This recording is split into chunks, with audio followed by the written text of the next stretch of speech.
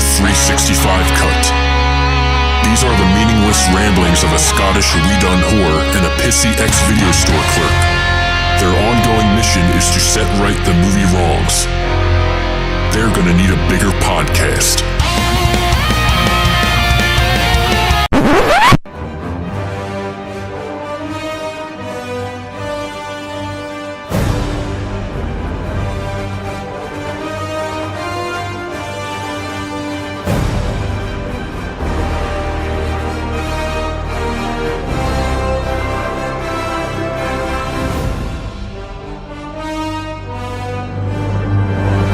Hello and welcome to the 365 Flicks podcast. This is 365 Flicks Road to Infinity War, and it's the big one. It's Avengers Assemble. Yeah.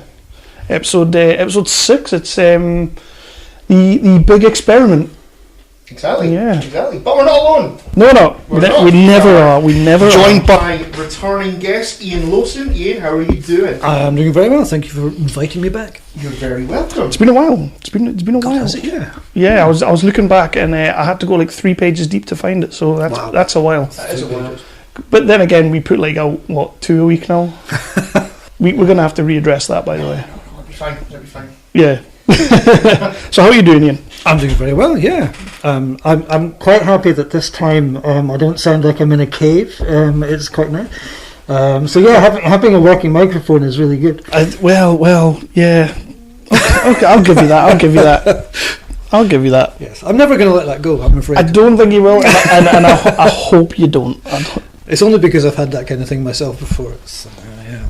It's we have quite a few nightmares, and I believe we did that one in here. So that's what I'm going to blame. Right. Studio 2 teeth and errors. Studio 2. Right, okay. Yeah. Site B. Side B. Aye. But no, I'm doing great. Thank you very much. Yeah. And you're on for Avengers. Joe kind of let us down. Fuck Joe. But we managed to get you in, and I was hoping when I put out you were gonna put one in, but then I thought, well, Iain mustn't like us anymore. So I managed to shark you for one anyway. No, that's cool. Yeah, this is a good one to talk about too. It is. But before we get into it, what have you been up to? I have been buried in my shed doing tons of work. I finished off the Millennium Falcon project since the last time I was here. The R2-D2 one, we're in writing terms coming up to the end of that, and that's doing very well. Excellent. People are enjoying that. Yeah, you did send me a picture of this Millennium Falcon. I did. Yeah. It was entirely accidental. I wasn't sure enough about it. Okay. It is very, very cool. It's lovely. It's been. It might as well have had a picture beside him going, I was not happy. And yeah, the R2-D2 is doing nicely. I think people were most impressed when they finally got the dome piece for it.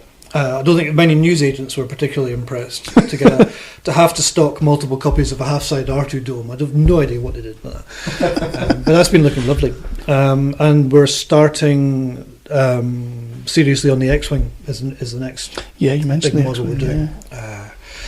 So yeah, looking forward to getting that and doing some more personal bits and pieces. I'm working on a comic book, which is we're almost done the first issue, and I'm hoping in May to talk to a publisher about that.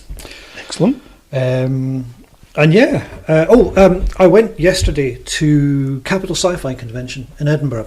No invites for us. Yeah, it was at the Corn Exchange in Edinburgh, and I just want to spend a couple of seconds just saying thank you very much to the guys there. It was a great event, very friendly and fantastic. It runs non-profit entirely for charity. Nice. I think last year they worked out something like 75 grand for charity. Nice. They're hoping to break 100k, but it was a really nice event. The venue had a couple of minor issues, but I was very impressed. It was such a friendly event, and all the fans and the cosplayers and everything else. Just brilliant. So yeah, I just wanted to say thank you to the guys for that, and I really hope that you break the 100k. Well, I would big time pimp them as well, but like I say, they didn't invite us. So. But no, that sounds awesome, especially for charity as well. That sounds great. And I got to meet Sylvester McCoy, which I was very, very happy about. Yeah, that would you would have enjoyed that, wouldn't you? I'd rather meet David Tennant, but yeah, why not? I wouldn't say no. One thing I did want to ask you about, and I've mentioned to you a couple of times, is this animation project. Oh, this, being good, yeah. Yes. That was I got involved in that thanks to a lady called Jenny Hayder, who is she's fantastic. She's an artist. I met her when I did the Disney Infinity Star Wars stuff down in Brighton, and she contacted me just after Disney Infinity had been cancelled, and just said, did I want to get involved in this project that she was doing, and she explained about it, and we did the short film, which is effectively a trailer, kind of putting together all the key elements of this thing, which is a story about effectively about angels and demons. Yeah. But the angels and the demons work together as guardians to certain human beings, and the story is basically about this little girl, Embry, who is aware vaguely that these things are around her, which she shouldn't be. Human beings should not be able to see the guardian peoples, and she ends up, and these characters, the angel and the demon, get caught up in a whole sort of political thing within the two separate but united communities. But it's now going. We're hoping to see where it goes. But the short film is out at festivals at the moment. Yeah, I saw that as well. It was being kickstarted as well, or Indiegogo. Or we did a Kickstarter for it, which that's how I came across it, and then I realised that you were involved, and it was like, small world. It didn't fund in the end, but we were always going to get it finished anyway. Yeah. But the Kickstarter was just a way of getting a few things done a bit quicker. Yeah. But as it is, it really made no particular, having it not work made no particular impact. But it's been getting great. I mean, the feedback we got, Jenny and a couple of the other folks took it to, I think it's Artella, right, one of the big animation festivals over in Los Angeles. And we were getting praise for it from guys from Pixar and other places. But the great thing is, the team that Jenny put together was amazing. There were people there from Lucasfilm. There was a lot of people involved from what I saw. Like when I was going through the Kickstarter and all that, it's like all these names and names and names. It's like artists, designers, and all this kind of thing. And I'm like, it's a big project. Oh yeah, but I love the look of it. I do. Yeah, what Jenny's done is phenomenal. I don't think I could ever have done that. She's held this group of people who are. We literally were spread everywhere from America, Europe, South America. There's people in the Far East. There's just folk everywhere, and she's held it together through Skype and her amazingly sunny disposition. I love it. I love the sound of it. By the way. Yeah, we're hoping that once it's done the round of the festivals, it'll be released online. But by then we're hoping that other things will have developed. Cool. I just wanted to ask you one about that one, and I think you knew that was coming. I have been keeping an eye on it. It looks great. Even some of the animation that they put forward, even like the trailer, like you say, and then when the Kickstarter was running, some of the graphics that they put on there to show you what the characters were, it looks phenomenal. It looks beautiful, really, really well drawn. So the work that these guys have done, I've seen a not quite finished version was released to all the people involved. And it was just this moment of like, wow, what, really? We did that? And that wasn't even the finished version. The work they did on things like the hair and the surroundings and our pigeon. We're all very proud of the pigeon. There's a sort of there's a bit where a pigeon has a battle with a flyer for a nightclub, and the two of them coming together is just this beautiful moment. The amount of personality they've got into this ridiculous pigeon. It's actually set in Edinburgh partially. Nice. As the character of Embry is German Scottish descent, because Jenny's from Germany, and what she just loves Edinburgh. So it kind of let's do it in Edinburgh. So they have this Edinburgh scraggy pigeon. Nice. And it's perfect. It really is. Is it the new Scrat? I hope so. Gets its own spin-off, its own little series. There was talk about getting some 3D figures printed up, partly for the Kickstarter thing, but also because a few of the people involved in the project wanted their 3D figure thing done, and everyone was like, "Are we getting the pigeon?" Because he's fab. I love it, man. I love it. So, it sounds brilliant. It's a really good project, and whenever anything happens with it, we'll try and push it forward a little bit. I've been holding off just now until we sort of speak to you about it. But anything I see, I'm going to put out there because I think this looks great. Just the animation looks phenomenal. Like, It's been good fun. Really up my street as well, and hopefully, will the kids be able to watch it, or is it going to be? Oh yeah. Excellent. It's a family show. Excellent. So yeah. That's not what we're here for, though. No, absolutely. We are here for the final chapter of Phase 1 of the MCU, the big experiment, the Avengers. What we like to do before we get into the plot is that we like to go around the table and sort of each of us, one by one, say what we were thinking, what we felt going in 2012 to watch the Avengers. Like, can you remember where your head was at when you went into this, or?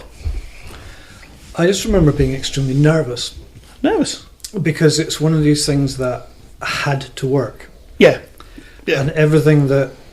Because Iron Man was an experiment. And I think that's been the thing that's worked. When the MCU films are at their best, they've been an experiment. Thor, we were saying... Guardians of the Galaxy. Yeah, Guardians. What? There are... How many studios at any point, particularly when they've had so much success, would have done something like Guardians? They would have gone, no, that's weird, we're not doing that. Yeah, and everybody, I mean, you see the reactions, someone said, let's do a Thor film, and everyone went, what, really? We're doing Thor? Why are we doing Thor? It's ridiculous. It's all, hast thou done this, and then all the rest of that. And they changed it, and it worked, and my God, it shouldn't have, and it did. And Guardians is another perfect example. We're going to do a film with a talking tree and a raccoon. No. The reason Chris would not watch it. Yeah, but he's been wrong before. He was wrong and about will that. Be wrong again. I admitted it. You admitted and you apologised, and you were a man about it. Huh? But I mean, that's the thing. And I mean, going into Avengers, it was okay. Let's have the faith in what's been done already, but at the same time, this has to work, because if it doesn't, it's going to stop here. Pretty much, yeah. And boy, did it work. The first Marvel movie to break $1 billion. When it came out, it was like $1.5 billion worldwide, which was amazing. I mean, of course, they've done it practically every movie since, but it was the first one that did it, and it did work. It was. I remember going into it and being like, we've done everything up until now. I liked Iron Man. I'm one of the few that actually thinks Incredible Hulk's a really good film. I enjoyed that one. And going back and watching it, I realised actually how good that film is.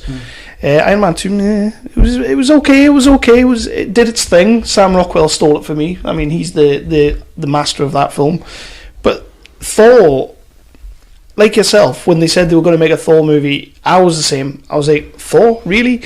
Then they said Kenneth Branagh's going to direct it. I was like, okay, I'm in, because like you say, all the Shakespearean stuff, of course Kenneth Branagh's going to direct it. And that ended up being, it's definitely, and I said it on the Thor episode, Thor is my favourite movie of the Phase 1, by a country mile, to be honest. Yeah, would I say Avengers is it's in Phase 1, isn't it? That's at the end of Phase 1. Okay, it's level pegging with the Avengers. It's level pegging. But Thor was a fantastic movie. But I remember going in to see the Avengers after having seen Thor and Captain America in the cinema, and I couldn't wait. And unlike yourself, I wasn't exactly nervous. I kind of thought, they've got this. Like, I went in thinking, they've got this. We're going to be fine. It's going to work. And, and as Chris is about to say, Joss at the helm. So, Chris... Well, yeah, I had no worries about it because Joss. This was the first one for you in the cinema, wasn't it? No, Iron Man 2. I saw in the cinema. As I said on a previous episode, I didn't see Thor or Cap in the cinema. I didn't see that. I didn't see those two films until after I'd seen Avengers Assemble. But yeah, I couldn't wait to go to the cinema to see Avengers. Joss Whedon writing and directing it, so you can't go wrong.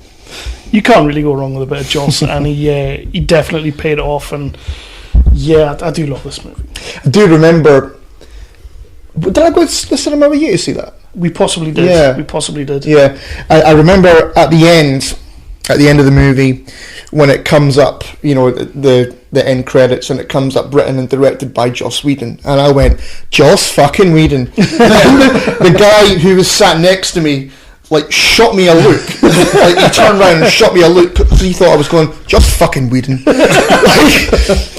That's all in the tone. Yes, exactly. The Yeah. English language is all But there was still the Avengers, the awesome Avengers music going on. So Yeah. you know, he thought I was having a go, but I wasn't. No. And then also the screenplay was Zach Penn, who wrote Incredible Hulk. Yeah, but Whedon did turn round. Whedon pretty much did the work. Well, he said to producer, he said, "Right, let's just pretend that other script never happened, and we'll just do our own thing."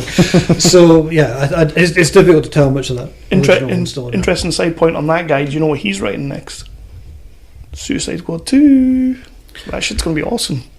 Well, that'll be a change. Yeah, that would be a nice change. Yeah. As long as there's no shit witches as the big bad, I'll be okay. Oh, shut up, leave it alone.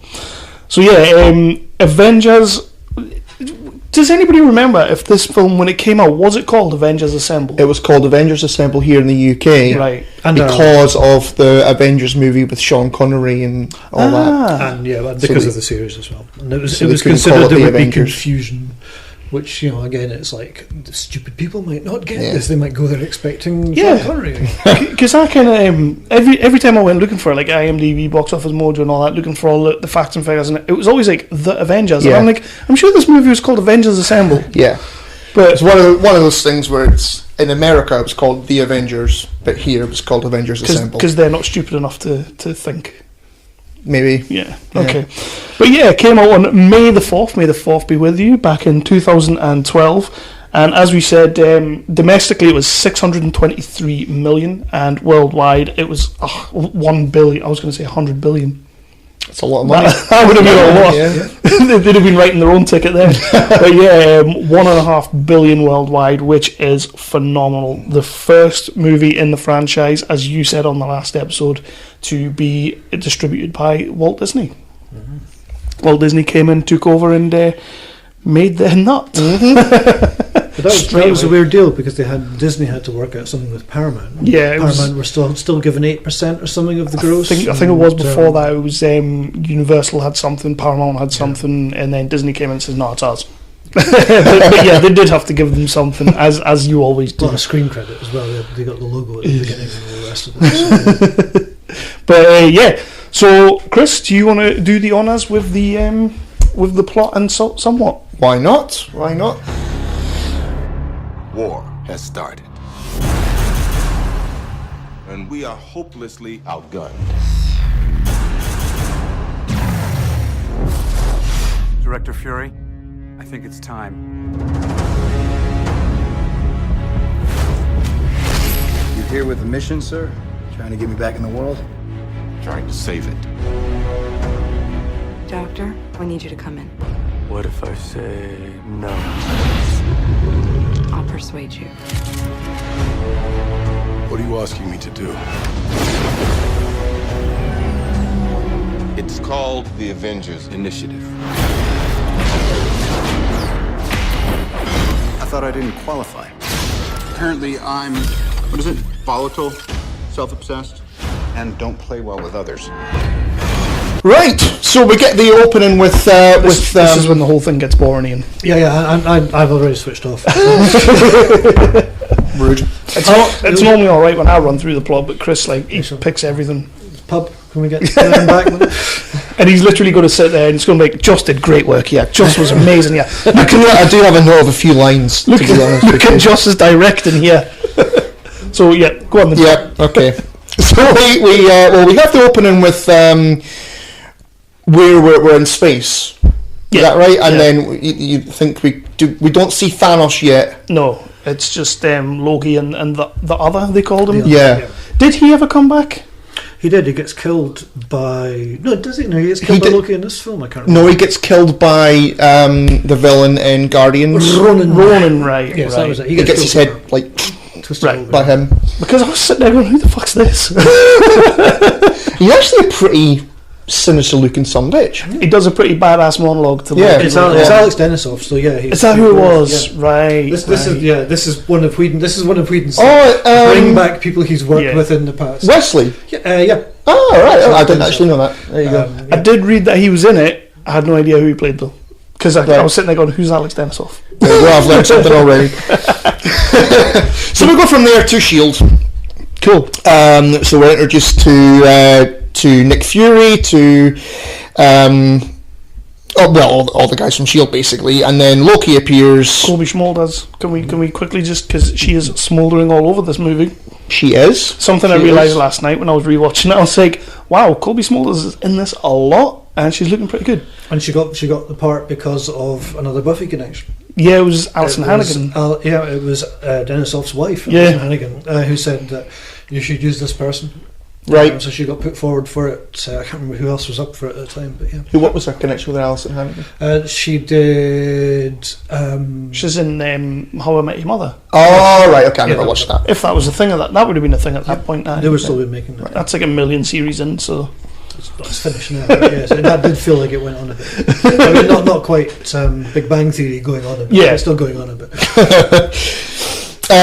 So Loki appears. The Tesseract allows him to open a portal, and Loki comes in and is looking badass as hell. He does a little monologuing and all that, and a bit of back and forth with Nick Fury. He uses his Loki pokey stick here, doesn't he? He does. And Ant has no quarrel with a boot. I love that line. Okay. One thing I do want to say quickly is how awesome Tom Hiddleston is in this movie. Yeah. He's amazing in Thor, but he ups his game by like 1,000,000% in this movie. Proper turns it up to 11. Delivers the cheesy quips amazingly. Some really good monologues. I'm loving Tom Hiddleston in this film. Yeah. That's fine. There's nothing wrong with that. Don't worry. So he does his as Kev said, Loki pokey stick with Hawkeye and with Dr. What's his name? Poor Jeremy Renner. Selvig, that's it. Poor Jeremy Renner. I know, that sucks, doesn't it? It does a little bit. You've had about 30 seconds of screen time in the MCU, and then you get made into a bitch. But they do that really quite nicely, because they also point out very quickly, and this is another thing that Joss Whedon does well. They give him one line of dialogue that basically makes you go, "Do you know this guy's smarter than everybody else in the room?" When he says it's a doorway. And doorways open both ways, and you go, right, you've got a room full of these genius scientists and none of them have put that together yet. But the guy sitting on the gantry has figured it out, and 2 seconds later Loki rocks up. So again, it's just that lovely thing of although you've got lots of characters, each one of them is given that important thing to do, which is why having Whedon do it, he does ensemble stuff very well. Still poor Jeremy Renner. Particularly as he had all this amazing backstory worked out, and then none of it made it into the film. It doesn't, no. And then he kind of tries to make up for an Ultron, and that's a story I didn't need. But we'll get there. Do it okay in Ultron, but they do it. They kind of talk about the backstory stuff really nicely, and the way you do backstory properly in films is you allude to it, and you don't make a big deal of it, but it immediately makes you go, okay, there's more to this character than just what we're seeing. You get a bit of that later on, don't you? Yeah, that whole thing about you remember Beirut, you remember it very differently. Oh, that's a good line. I like that line. Yeah, sorry. We're just making this exciting, so please on you go. No, feel free, because he drones on, so just jump in when you can. It's a big story. I'm going to jump over this desk in a minute. And then we get, as of right now, we're at war. What do we do? Avengers Assemble. Yeah. What do you think of the score in this movie? They step it up. Like, I think the score, and maybe apart from Thor, the score up until now on each of the movies has been pretty generic, to be fair. It is the only MCU film that you can actually whistle the theme. Yeah. It's not the best theme is still, I think, the Doctor Strange one, because it's fantastic and fits. But the Avengers one is the only one you can whistle. It's like it does what the Superman score did. Yeah, you come out of it, it's in your head. Yeah, even if it's just that one little refrain. But it's the only one, the only Marvel one that you can whistle. Oh yeah, big time, and it's instantly recognisable. Like I say, apart from maybe Thor, because I like Thor, and like the grand epicness of when you go into Asgard, the music makes it feel even grander. But I'm struggling to remember what that is. Yeah, I can't remember it at all. When you watch it, you get it. But in the Avengers, it felt like they actually tried to build a really good score, and it is like, it's sort of, even in Age of Ultron, when you get to the end and you get the end credits, and the score really kicks in Ultron. It's like that's one of the main things I remember about that film, strangely. But when you get that little statue of them all on it just But you're totally right. So then we get introduced even to the various characters. We're introduced to Black Widow first, who's been interrogated by some dirty Russians. Well, it's Joss Whedon, so there's going to be some fighting. She gets some badass sort of Buffy style fighting, some kip-ups and all that kind of thing. And then she gets a call from Phil Coulson, bless him, who tells her that she's going to recruit Bruce Banner. So then we get introduced to Mark Ruffalo as Bruce Banner. So let's speak about Mark Ruffalo. So I mean, how awesome is? What do you want to say about Mark Ruffalo? He's got a thing for him, or how awesome is Mark Ruffalo in this movie? He's good. He's very good. I completely last night rewatching it. His introduction is fantastic. I really like the way they did that. I like everybody's introduction in this movie. Like as you said before. I mean, let's just talk briefly about Scarlett's introduction. Yeah, because I love the fact that the sort of the if you want to be the lecherous one, if you're sitting there going, oh, that dress is amazing, or whatever, you're immediately then find yourself lumped with the creepy Russian. Yeah. Oh yeah. That's a lovely little switch. I'm definitely the creepy Russian in that scene. But it's what I love about Scarlett's character throughout is how much she's in control. Yeah. There's the awesome little moment where she's on the phone to Coulson and she goes, this guy's telling me everything. Yeah, and he goes, no, I'm not telling you. It's lovely. It's just little bits and pieces like that, and that's great. And like you say, a fantastic introduction to that character, because it doesn't start off just with fighting. No. And he doesn't do that with any of the characters. It's let's talk about the character. And again, this is the strength through the majority of the Marvel movies. They're best when they're dealing with the characters. Oh, 100%. They're dealing with them right, and that's what he does with each introduction. Is here are the characters, even if you don't know who this person is. And this is the important thing about the Avengers. You could go into that not having seen any of the rest of it, and you would have something to take away with it. You didn't rely on foreknowledge. You're completely right there. Like, it's something that never really actually dawned on me with the Avengers, is that we've already sort of had solo movies for a few of these characters, not all of them, but in the first, I would say 40-50 minutes of this movie, Joss is like nicely reintroducing you to everyone. Yeah. And he does it really well, because he doesn't do it in such a way that you go, no, I've seen all this before. You're sitting there going, okay, this is something new for me who's seen Iron Man 2 and knows who this person is, and all the way through you're like, this is really fun. And it's not Basil Exposition stepping up. This is fun. Basil Exposition. A little bit about like Myers thing. I like it. So it's done really. It's handled really well. You also pick up immediately. There's a connection between Natasha and Barton. Yeah. Because when Coulson goes, Barton's been compromised. Yeah. She doesn't want to go out of the situation because she's getting information and all that. Yeah. And as soon as he says Barton's been compromised, she says, right, enough, I'm going. Yeah, everything switches. And he actually takes away, in this movie, he takes away a problem that I have a few movies from now. It kind of kicks off in Age of Ultron. A big problem that I've kind of had with the MCU as of late is the connection between Black Widow and the Hulk, with the whole, the lullaby thing.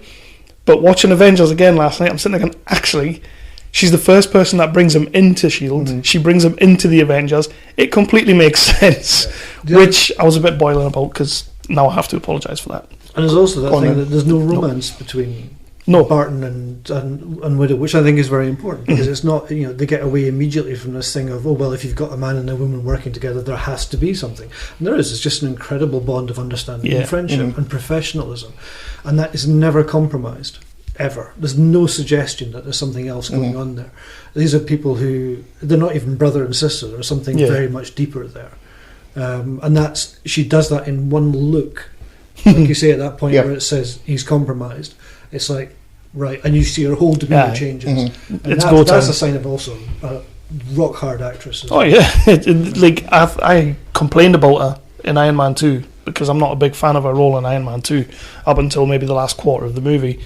Not a big fan of it. It could have been anyone. It just happened to be her. But in this movie, she completely changes my opinion of her. So, yeah. She just had more to work with. That's the thing as well, yes. That is a big part of it. Well, yeah, I mean, but, Iron Man 2 was just an introduction to the character. Yeah. She wasn't I get that. major role. You're putting her up against mealy mouth Gwyneth Paltrow, and then you've got Scarlett Johansson on the other side, and I was just kind of like, I'm not really feeling either of these two. Like, their performances, like, characters, I'm not that fussed about them. Until, like I say, she starts kicking ass at the end with Happy. That's brilliant. But that was her just playing the cover. Exactly. She was playing a secretary, effectively. Yeah. Who was there to blend in, not someone who was there to and she blended in nicely. Yeah. Okay. But then, of course, we get the interaction between Natasha and Bruce Banner. Mm-hmm. Where he doesn't want to go out of hiding, kind of thing. He's in a situation where he's not being stressed, and he's not had an incident for, was it like a year or something like that. Mm-hmm. And there's obviously the great moment where he slams his, You're lying. Stop lying to me, and she's got the gun under the table and points the gun at him. It's a nice little moment where obviously she's expecting that and she's prepared for that. Do we think that Louis Leterrier was sat in a cinema somewhere watching this and going, I fucking told you so? Because he wanted Mark Ruffalo. He was the first choice for the Hulk, and it was them that said, no, Edward Norton's a way better actor. But you have to... He's a way bigger name. He's a way bigger name, but he's also a pissy bastard, so yeah. It's awkward. But, so Mark Ruffalo, after that, he goes, I'm sorry, that was rude. Yeah. So that's just a nice little moment as well. He was testing her. He wanted to see what she would do. Exactly. So he's in control. He's not going to, he's in control at this moment anyway. So then we get introduced to Cap. Now, as I said, I hadn't seen Captain America or Thor before Avengers. Which still baffles me. I had no interest in seeing them. Okay. Just, nah. But going back to what you were saying, Ian, about the introduction to the character was done so well that I really didn't need to have seen him, because it was done very well. And we're given a good idea of who Cap is. He's speaking with Nick Fury, he's punching bags and all that kind of thing. They start speaking about the Tesseract, and Cap says you should have left it in the bottom of the ocean. They snuck a little scene in there as well. Like, when he's having the little war flashbacks, they snuck, like, the capsicle scene, when he's in the ice. I don't remember seeing that in Captain America 1. That wasn't there, was it? Isn't that at the very start of the film? I don't think it is. Like, there's a very, very quick, like, 2-second flashback thing where the guy goes, my God, he's still alive, and he's in the ice and all that. Yeah, I'm not sure. I'm pretty sure they see the shield and then it flashes back. I don't think you get to see him being thawed out. Yeah, it could have been a reworking of that, which I quite liked. Or an outtake. I don't know. I can't confirm that. I'd have to go back, but I thought at the very start of Cap, they're like they've found the crashed plane. Yeah, and they go in and you wouldn't think we just rewatched it. That was a few weeks ago, mine, to be fair. Well, yeah, yeah. So there is also a moment that comes back. Now in a minute, where Nick Fury goes, I bet you $10. It's a line where I've seen everything already, and Nick Fury goes, I bet you $10 you haven't. Yeah. And that comes back. That comes back in a minute. So, introduced to Tony Stark next, who is launching his new clean energy Stark Tower. Yeah. Yeah. The big monstrosity in the sky. Yeah, big ugly building. Come on, get it right. So then Phil Coulson comes and he's speaking away to Tony Stark, sorry. And then we're basically told what's happening by Phil Coulson, and Tony Stark has got a bunch of homework and all that kind of thing to do. What do we think of? You don't like Gwyneth Paltrow. What do you think of her in this movie? She's not in it very much. She's not in it for long, so I can stand it. So you can stand it. So you're okay with that. Yeah. Right. It's not the fact that I don't like Gwyneth Paltrow in these movies. I'm not a big fan of Gwyneth Paltrow as is, apart from Seven. When her head's in the box at the end, great acting. But in this, she's not in it for long, so I can stick it.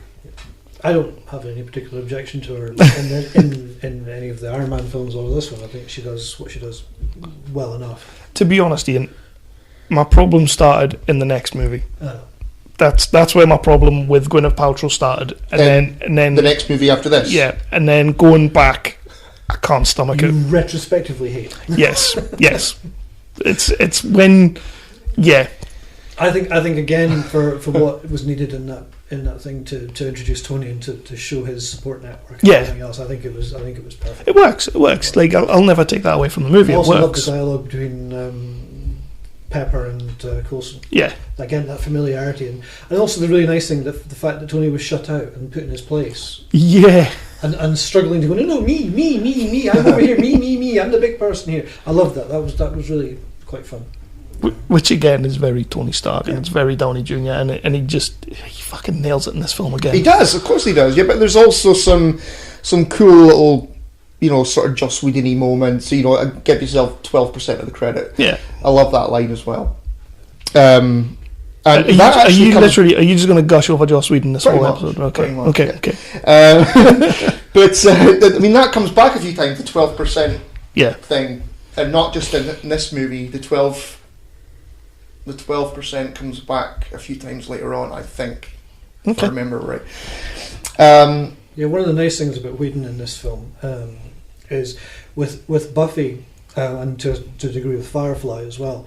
You can take any line of dialogue that any character says and give it to one of the other characters, and it will still have the same impact because the characters are almost entirely interchangeable. Apart from their key arcs, their dialogue is interchangeable entirely. Any of them could have said it. With Avengers, by the point he reaches with Avengers, that's not the case. You can't swap. But there's a lot of the quips you could probably dot about, but most of it, the dialogue is specific. There is only that character could really have said it, and it would have worked to that point. So that was one of the things I was worried about going into Avengers was, are we just going to get quippy, ha nudge dialogue, or are we actually going to get something with meat on it? And the meat is there. So like, is it going to be too Whedon? Yeah, is it basically going to be Buffy with everybody with superpowers as opposed to one person? Yeah. So, but that didn't have that issue with it at all. Yeah, I know what you mean. Just going about just describing things with a Y. Yeah. There's nothing wrong with that. I know it's not. You personally love it. I do. Yep. So after the scene in Stark Tower, we get to the Shield helicarrier. And we get the moment where the helicarrier takes off and all that kind of thing. The special effects in this movie, let's talk about that now, because the helicarrier looks awesome, doesn't it? Yeah. It looks badass. Yeah, there's not a lot you can say. This movie does look incredible, and as you were saying before when we were downstairs, this movie holds up. Like the special effects and everything, it just completely holds up, because you would think that that was 2012, so we're a good few years later. You would think going back that helicarrier wouldn't look as impressive as it did back then. It does. And it's also set up really nicely with the whole dialogue with Bruce Banner. Yeah. Talking about, you're going to put me in a submarine. Yeah. Well, that's a really good idea. And so you're thinking, is it a sub? Is it going to do this? Yeah. And then it all kind of works really well. So yeah, it was nicely set up, and it is a fantastic moment. That the whole thing throughout the whole film, that epic scale, but kept personal all the way through. Again, there are other directors who could have done it as well as Whedon did. Well, I think Zack Snyder could have done it just as well. Yeah, but you wouldn't be able to see what was going on. This helicarrier is amazing. I'm glad you said that, because it's so bloody dark and brown here. Okay. Is that helicarrier, or is that... No, that's mud. No, that's a coat, I think. Okay, so no, it's a helicarrier. Okay. I set that one up and you knocked it out of the park, but fucking Zack Snyder. And it would have been all slow motion and fuckable as well. It would have been, yeah. Slow motion and fuckable. I like it.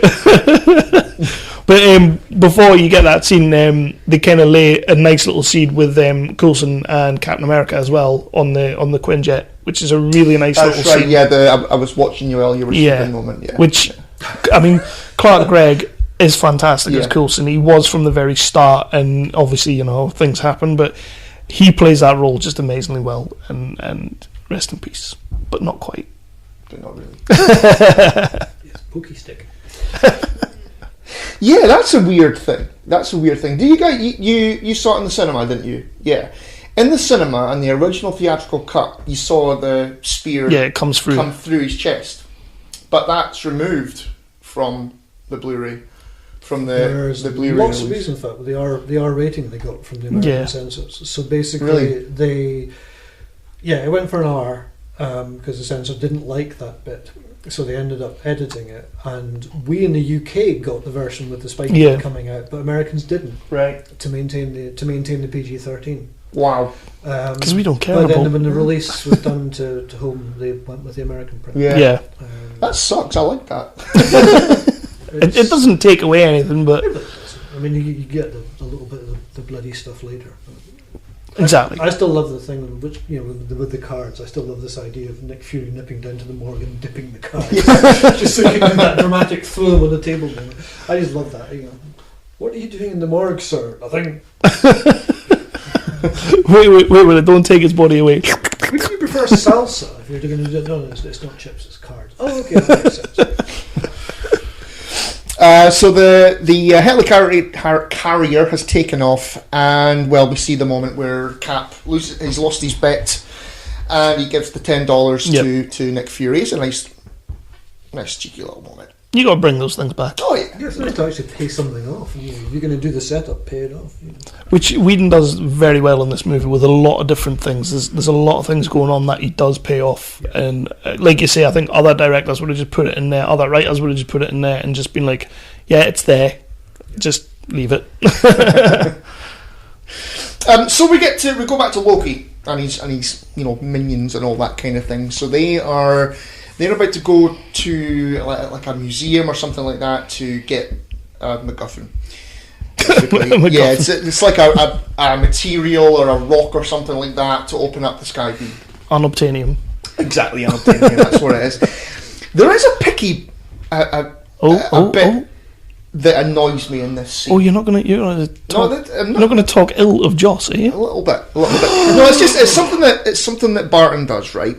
And so Is it the way he holds the iPad? Because it looked very awkward. I don't remember the iPad. No, I don't remember the iPad. No, it's a bit where they're talking about what they're going to do. And so Loki goes to him, what do you need? And then he goes over to the weapons thing, and he walks over and he picks up the bow, and he goes, like a junkie, and the bow goes, and why would you do that? Why would you do that? Because it looks cool as fuck. Because it's a film. You're not going to shoot anyone there and then, so why would you do that? That's just stupid. It did look cool as balls, though. Because it's a film. It just annoys me. I don't really... It's just a picky little thing that always annoys me when I watch it. Because he's like, I'm ready for action. And then... I don't see that as because quite frankly, at that point, Jeremy Renner was just going to do anything. Just let me do something, please, Joss. It makes me not look like a pussy. And then we get the fucked up moment with the eyeball, where Loki's throwing the guy onto the slab. Yes, stab through the chest. No, you can't have that eyeball. Yeah. No, that's fine. Eyeballs aren't icky at all. I'm okay with eyeballs.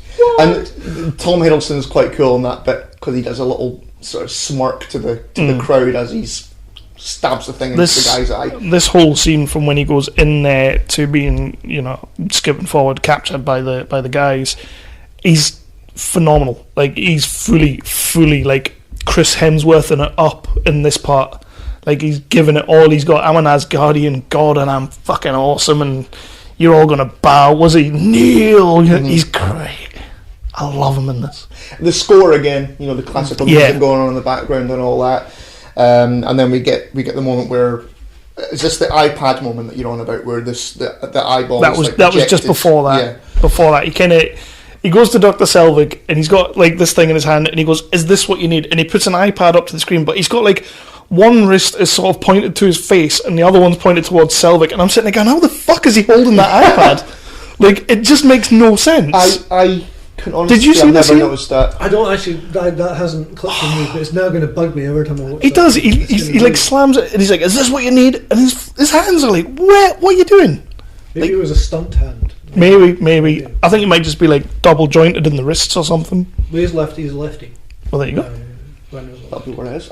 Honestly, I'm gonna have to watch it again. Don't get me wrong. Again, great visual, but no, I was just freaking. Yeah, why wouldn't you just either have both? exactly. Wow. It just I was sitting there going, "Wow, Maybe what?" it's a special twist iPad. You twist. maybe. Maybe it's a, we haven't seen that one released yet.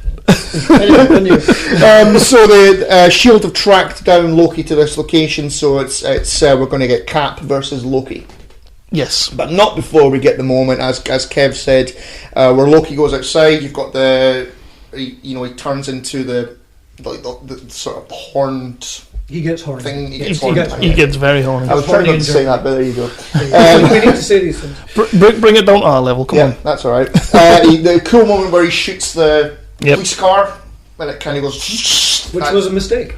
Yeah, I read that. Yeah, IMDb, how wonderful. That the car was supposed to flip. It didn't flip, and it just skidded along, which is the coolest thing. Isn't it though? Yeah, I love that. Car flip, anyone can do a car flip.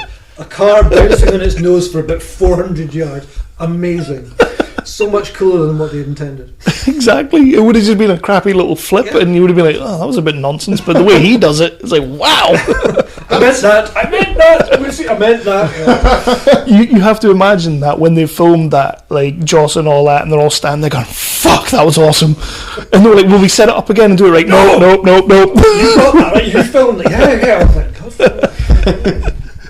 I didn't know that. But I love that moment. I really do. Then we've got he kind of does Loki's trick where he projects himself around the crowd. He tells them all to kneel. That's cool as well. Again, sort of another little setup that they will pay off later on. Mm-hmm. The German fella stands up. He makes a stand against Loki, and there's a Loki goes, there are no men like me, and the guy goes, there are always men like you. I love that. Isn't it nice though that we've just come off Captain America, a movie where the Germans are essentially the bad guys, and you get this lone German who's kind of like, we know a lot of people like you. And it's like, I thought it was really nice. So the really nice thing is that they didn't do what they were planning on doing. Because there would have been a moment that would have utterly destroyed that. Which was the planned scene of when Cap arrives and some old bloke in the crowd goes, "Oh, hey Cap, how are you doing?" And he looks round and it's someone who served with him. Oh, nice. And it would have been like, and then he salutes that person and runs off, and that would have been just crap. Yeah. See, that's so tacky. That's why I making the decision to go, no, we're not doing that. That's a lot better, the version that we got. That's one of the reasons I had no real interest in seeing the Captain America film before I'd seen Cap in this movie, because that's what I expected the Cap film to be. Like really, it's not really American, really salute and God bless America and all that. It is, but in the right way. Yeah, it's not over the top, but I expected it to be like that, and therefore I just went, I'm not watching that. Yeah. That's one of the nice things that they did with Cap from the very outset, was they didn't make him that character. It would have been a lazy ass decision to make him that character. They immediately stepped up with the Captain America who is suspicious, who's not stupid. They could have easily made him just a thicko who believes yes, everything wrapped in the flag is wonderful. Yeah. They made him a rounded human being, which is lovely. They could easily have messed that up, and that not messing it up is carried on in this. Oh yeah, They've definitely. never compromised Captain's character, which is fantastic. Until Civil War, but we'll get there. Behave yourself. You're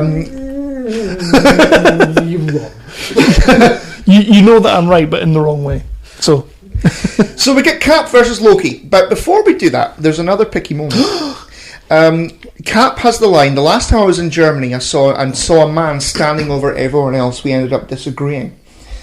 But I don't get that, because Cap, obviously he's referring to Hitler. No, he's not. isn't it? Red Skull. Yeah, Is he? that's who I would have thought he was talking about. The assumption is it's Hitler, but I think it was Red Skull. Yeah, Right. that's how I take it, because he never met Hitler. Well, that's Well, what as far as I mean, punched him out. He punched him out a couple hundred times, but wasn't really him. But yeah, I assumed he was speaking about Hitler. no. I always took it as Red Skull. Right. But then Red Skull wasn't standing above By everyone about halfway through the else. film, Red Skull had dismissed the Nazis and was going to take over from them and had killed all their representatives and using his zappy gun.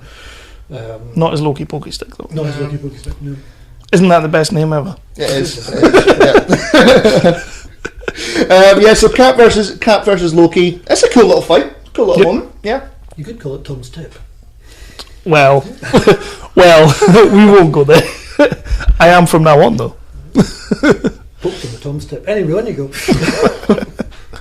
And then, well, Cap's kind of getting his ass kicked. We get introduced to Iron Man. You could say Tom's Tip discharged. But let's not talk about that. It does misfire later. It does. It does, yeah. Performance issues. Great, well done. It's an age thing. Yeah. We get Tony Stark hacking into the Quinjet system to play AC/DC. That's cool. It is. It's pretty standard Iron Man stuff, you know. Yeah. Got to have some AC/DC over the Yeah, top. you got to do that. Although not in Iron Man 3. Maybe lost the rights to it. I don't know. Yeah. Maybe they saw a copy of it. So Loki surrenders, and they take off in the Quinjet to go back to the helicarrier. But halfway there, we are introduced to Thor. So this is your first introduction to Thor. Yep. How did you feel about Thor at this point? Yeah, I thought he was great. Not out of place, or because I have this feeling like if that's the first time you meet Thor, you would maybe think that he's really out of place in this movie, like especially at the start. No, I mean I'd read a few comic books with Thor in it. I mean I was aware of Thor the character, and obviously I knew that Thor was going to be in it from the trailers and what have you. So you know, I just wonder how it plays with it being your first time meeting him, kind of thing. But he arrives perfectly as the God of Thunder. It's the God of Thunder. You know, Thunder, Lightning, back of the thing gets ripped off, and he's there. And it again, it's like let's show this guy he's big and he's powerful and he's very alien.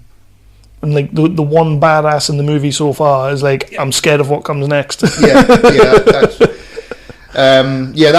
cool little line as well.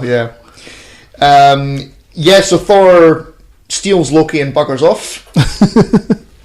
Iron Man chases him, and then so does Cap, who is told not to sit it out by Black Widow. Because these guys are things of legend and myth. Yeah. There's a Cap line in it. There's only one God, ma'am, and I'm pretty sure he doesn't dress like that. It's a very Cap line. Yeah. Again, it shows how old-fashioned he is. Yeah. It shows that the fact that he's still locked in the 40s. Yeah. And that's beautiful. It's a gorgeous line. It's that thing that dates him perfectly.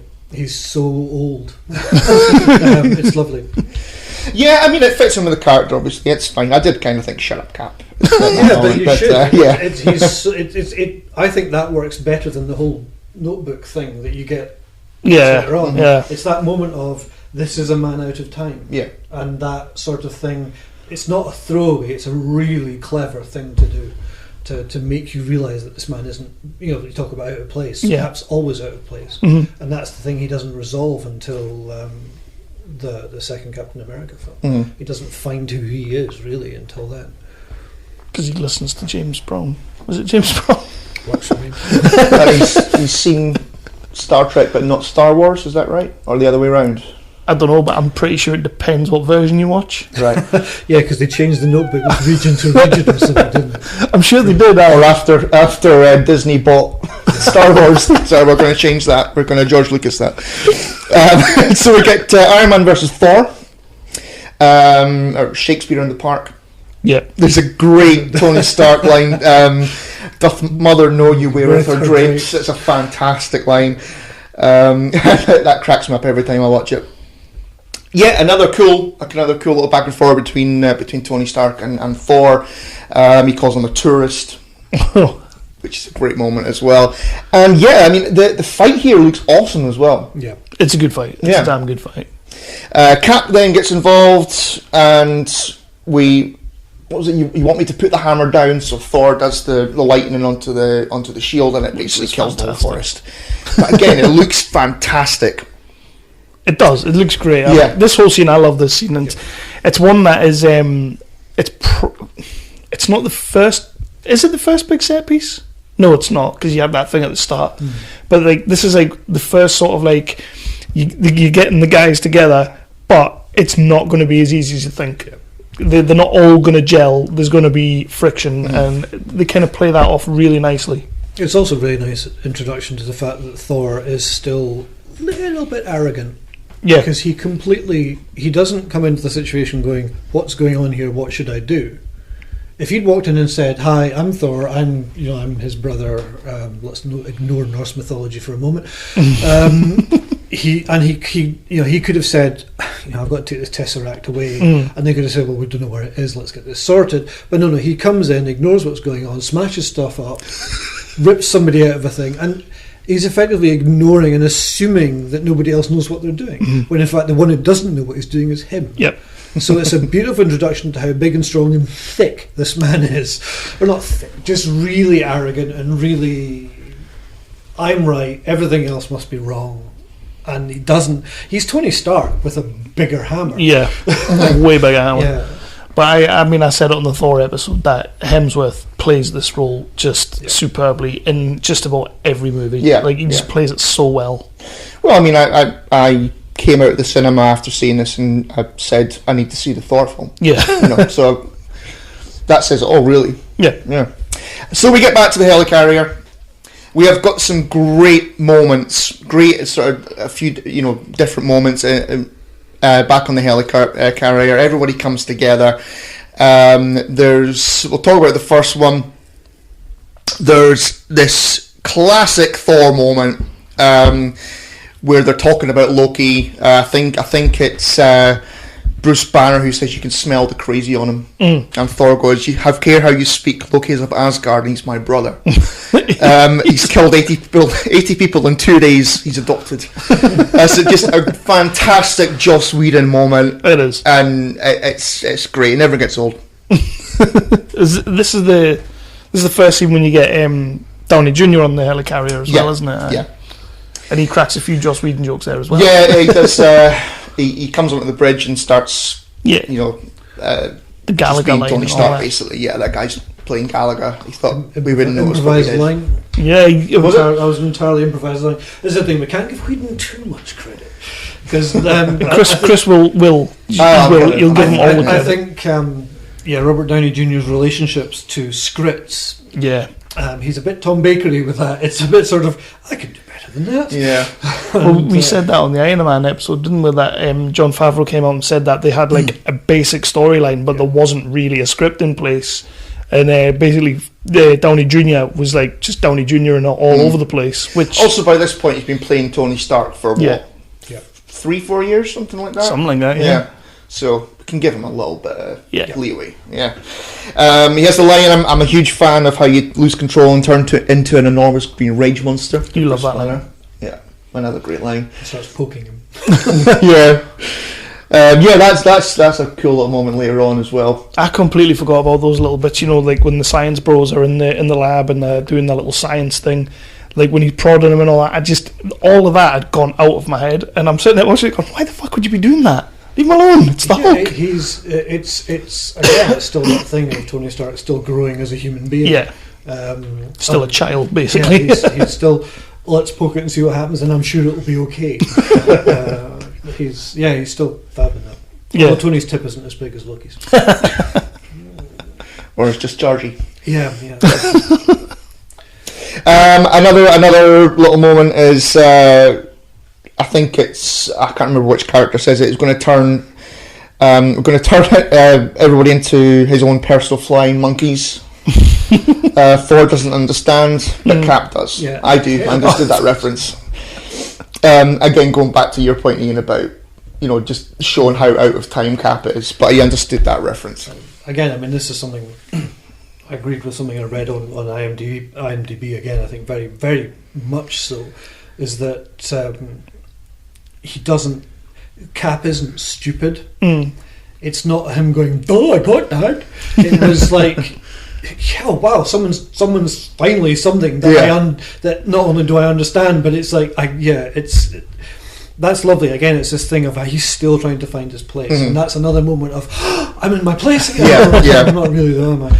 But there's also a moment, like just a few seconds before that, where Bruce Banner's saying something technical, and Tony Stark says, "Finally, someone who's speaking in English." And Cap goes, "Is that what just happened?" It's another just cool little. It is. It shows how like vastly different these guys are. Yeah. Like they've all got these amazing powers, but they're all completely different, and it's great the way they play it off. Yeah. Then we go into the bit in the sort of technical area where we get Stark poking Bruce Banner. Science bros. Yeah, exactly. You're not having that, are you? What? Science bros. No. I thought it was quite It's a bit clever. wanky, if anything. I thought it was clever. Yeah. This is the man who's been doing what over Joss Whedon for the past Then they start arguing about Nick Fury and S.H.I.E.L.D. and what they're up to, basically. Now, this is a point I wanted to bring up, and I'm pretty sure we've all probably picked up on it, but I literally did not pick up on this until last night while watching it. At the start, when Nick Fury goes into the war room to speak to the council with Powers Booth, by the way, nice little cameo. Auditor as well. Exactly, and he says something about Phase 2's not ready. And this is something that plays quite a lot through the movie. They keep talking about Phase 2, which is probably a reference to, whatever Nick Fury's cooking up. But it's also a clever little Whedon reference to Phase 2's coming up. Yes. And then Downey Jr. starts like hacking into the thing and all that, and he's finding out they're doing all the things wrong. How cool is it when the Cap goes into that little lockup, which we'll get to in a little bit, and he gets in there, and this is essentially what Phase 2 is going to be, and it's all covered in Hydra logos. Yeah. Which we don't really get a payoff until the Winter Soldier. And I was sitting there watching it last night and I'm like, fuck me, they were really planning ahead on this. Like, Hydra is inside S.H.I.E.L.D. Exactly. It's there, it's in your face. Hydra is inside S.H.I.E.L.D. There it is. The first time I watched Winter Soldier, when that happens, I'm like, that is the best twist ever. Did not see that coming. And it turns out it was there all along. They were showing you it. They were telling you it. And that was something that made me sit there last night while I was watching the movie going, this movie way better than I thought it was. Like, I've always loved this movie, but little things like that, like Phase 2's not ready, Phase 2's coming, Phase 2's happening soon, and it's like, it's right there. That's what Phase 2 is. It's like Hydra. It's like MCU product placement. It's fantastic. It is though, and it's just beautiful the way they did it, and I never even spotted it the first time round, and I just wanted to mention that. Cool. Yeah. You did it very well. So then we get the moment with Black Widow where she goes to speak to Loki in his cell. Awesome. Yeah, it is single favourite brilliant scene in yeah. the entire film. I could just watch that all day. She's phenomenal. Is it just for the line "You mewling Quim"? I worship at the feet of the person who decided to put that in I know. because it got past the censors. Yeah. He basically got the C word into a family film and everyone went, what? Oh, whatever. And it's just like, wow. Everybody, a lot of people I know just came out the cinema and their first tweet was, did you get that? He put it was just but that whole scene, I mean, I like to think that Scarlett Johansson and Tom Hiddleston did a high five at the end of that scene because wow. Yeah. Some of the best acting you will see ever.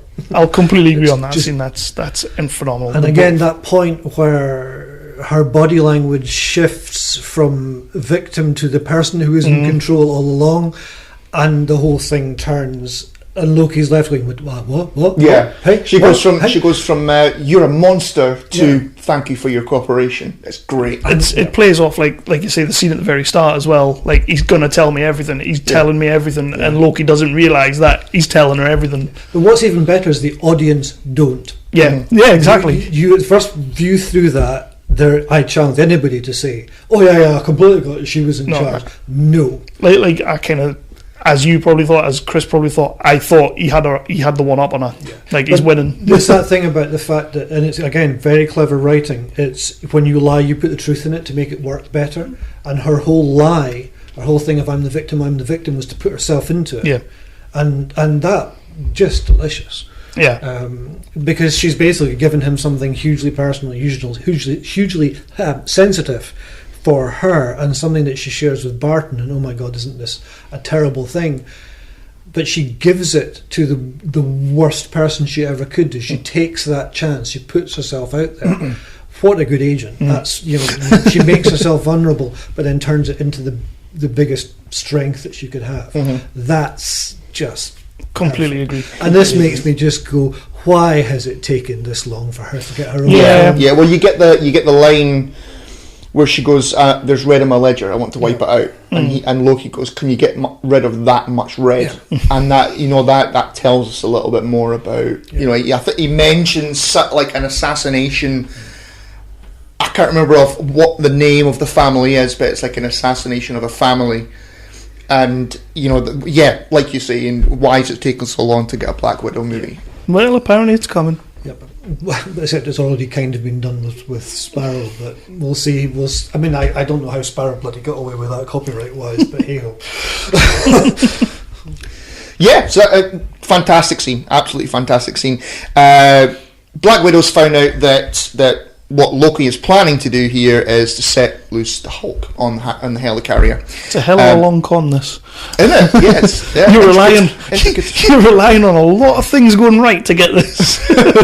Yeah, I was wondering, you know, we talk about, you know, Black Widow was in control and Black Widow gets what she wants at the end of it, but ultimately Black Widow then rushes off, tells everybody, hey, Hulk's a problem. So who won that conversation, really? Because ultimately everything that happens from that point onwards kind of plays into Loki's hand anyway. Well, so, there is the moment when Loki hears the Hulk he's screaming or whatever, and he you know, does a little smart. Yeah, he's got a little Loki smart. So they're still arguing about the weapons and all that kind of thing. This is the only scene, and there's a lot going on in this scene, but this is the only scene that I'm not massively happier with in this film. Like, there's just too much of like, he gets his line, he gets his line, he gets his line, he gets his line, he gets his, and then it goes back around, then it goes back around, then it goes back around till you get till the end of that scene. I understand the conflict's there, they've all got to have their little say and everything, but I'm not that keen on it. I think there's too much going on in this scene. They could have got to it a lot quicker, but it is what it is. I didn't like the camera work either. That exactly. Sort of thing where it swings up and over. Yeah. The whole thing is very on the nose. Yeah. It's very...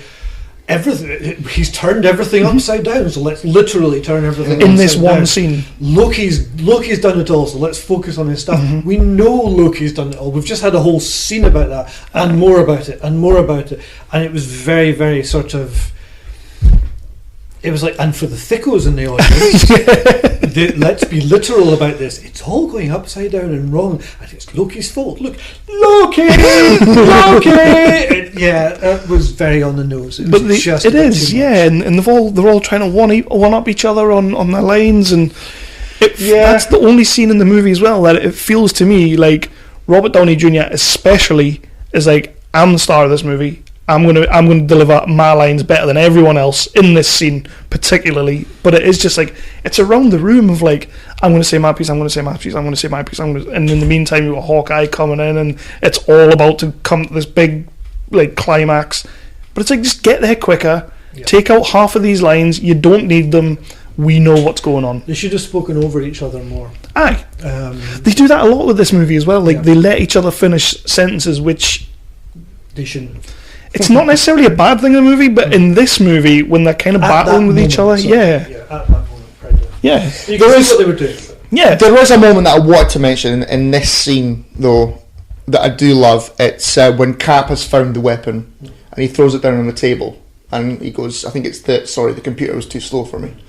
I love that line. I think that's a great line. Again, it's that thing of Tony does everything with tech, Cap does things by very directly. Yeah. It's that thing of, why waste time doing I'm not going to wait for the computer. I'm going to go and open the door open and get. I'm going to open a huge door that no man could open. Yeah, but I can't because I'm American. The weird thing is, if you look back in that scene when everyone was arguing, and the suggestion is that everybody's out of control and Loki's starting to win. Who's the one person who's in control at that point? Is Bruce Banner. Yeah. He's the only one who's not losing his shit, because he's he has that level of control, and he's the one going, no, let's not do this. He's the one who isn't being influenced. Yeah. Things don't go shit for him until things start blowing up.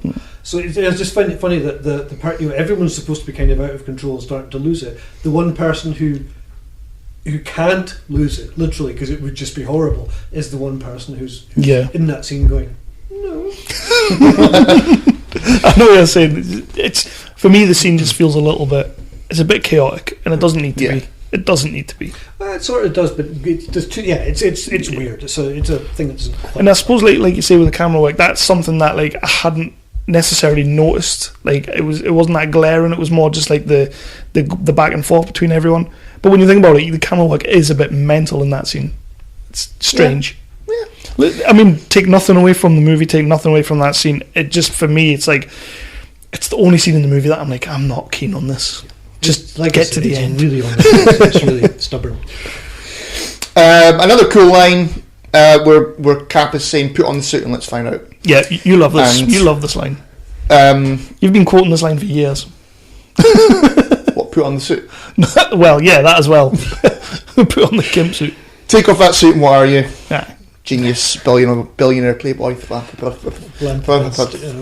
not say that word? I'm not going to say that word again. You can see why he keeps to the put on the suit line and not the philanthropist line. Yeah, philanthropist. There you go. Done. So everything kicks off. Hawkeye's there, blowing everything up. The helicarrier is being boarded, and then we get our first shot of the Hulk. Yeah. Really far into the film, and yet it's a hell of a long time into this movie. He's that looming threat continuously. Isn't it amazing how quick Ed Norton got to his transformation compared to Mark Ruffalo?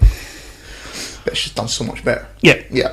Well, time, just simply the ability and the time. Yeah, I like him in this. He's good. Good Hulk. Wasn't too sure. What do we think of this set piece? I mean, we've got a hell of a lot going on. Oh, it all kicks off. So Hulk is there. We get Hulk versus Thor. Mm-hmm. We get Tasha versus Barton. We get Cap and Iron Man working together to get the rotor going. We've got Nick Fury fighting off the guys, and also what's her name? Maria Hill. That's the one. Who are fighting off the guys in the control room. So I mean, let's talk about this. This is just what's lovely is the fact that the first time you meet Hulk, he's in the smallest. They basically put Hulk in a cupboard. Yeah. So they've got this huge character, and the temptation would have been, let's have Hulk outside. But so what's the first thing they do is they have that worst fear realised. Hulk in a confined space, but then they keep him in that confined space. They don't let him out, and it's just, it makes Hulk bigger. Yeah. But at the same time, it keeps that intimacy and it keeps it character driven. And it's always, what's Natasha's reaction to this? How does she deal with that? And even when Thor comes barreling in, they're in a slightly bigger cupboard. Yeah. And that's a lovely touch. It keeps that threat for when, and it keeps that sort of that Hulk, right, let him go. Yeah. It keeps that for when it matters, right towards the end in that final fight. So it's a lovely idea, because otherwise Hulk, you would have seen it all before. Yeah, I totally get that. The end, and that again, that's nice planning.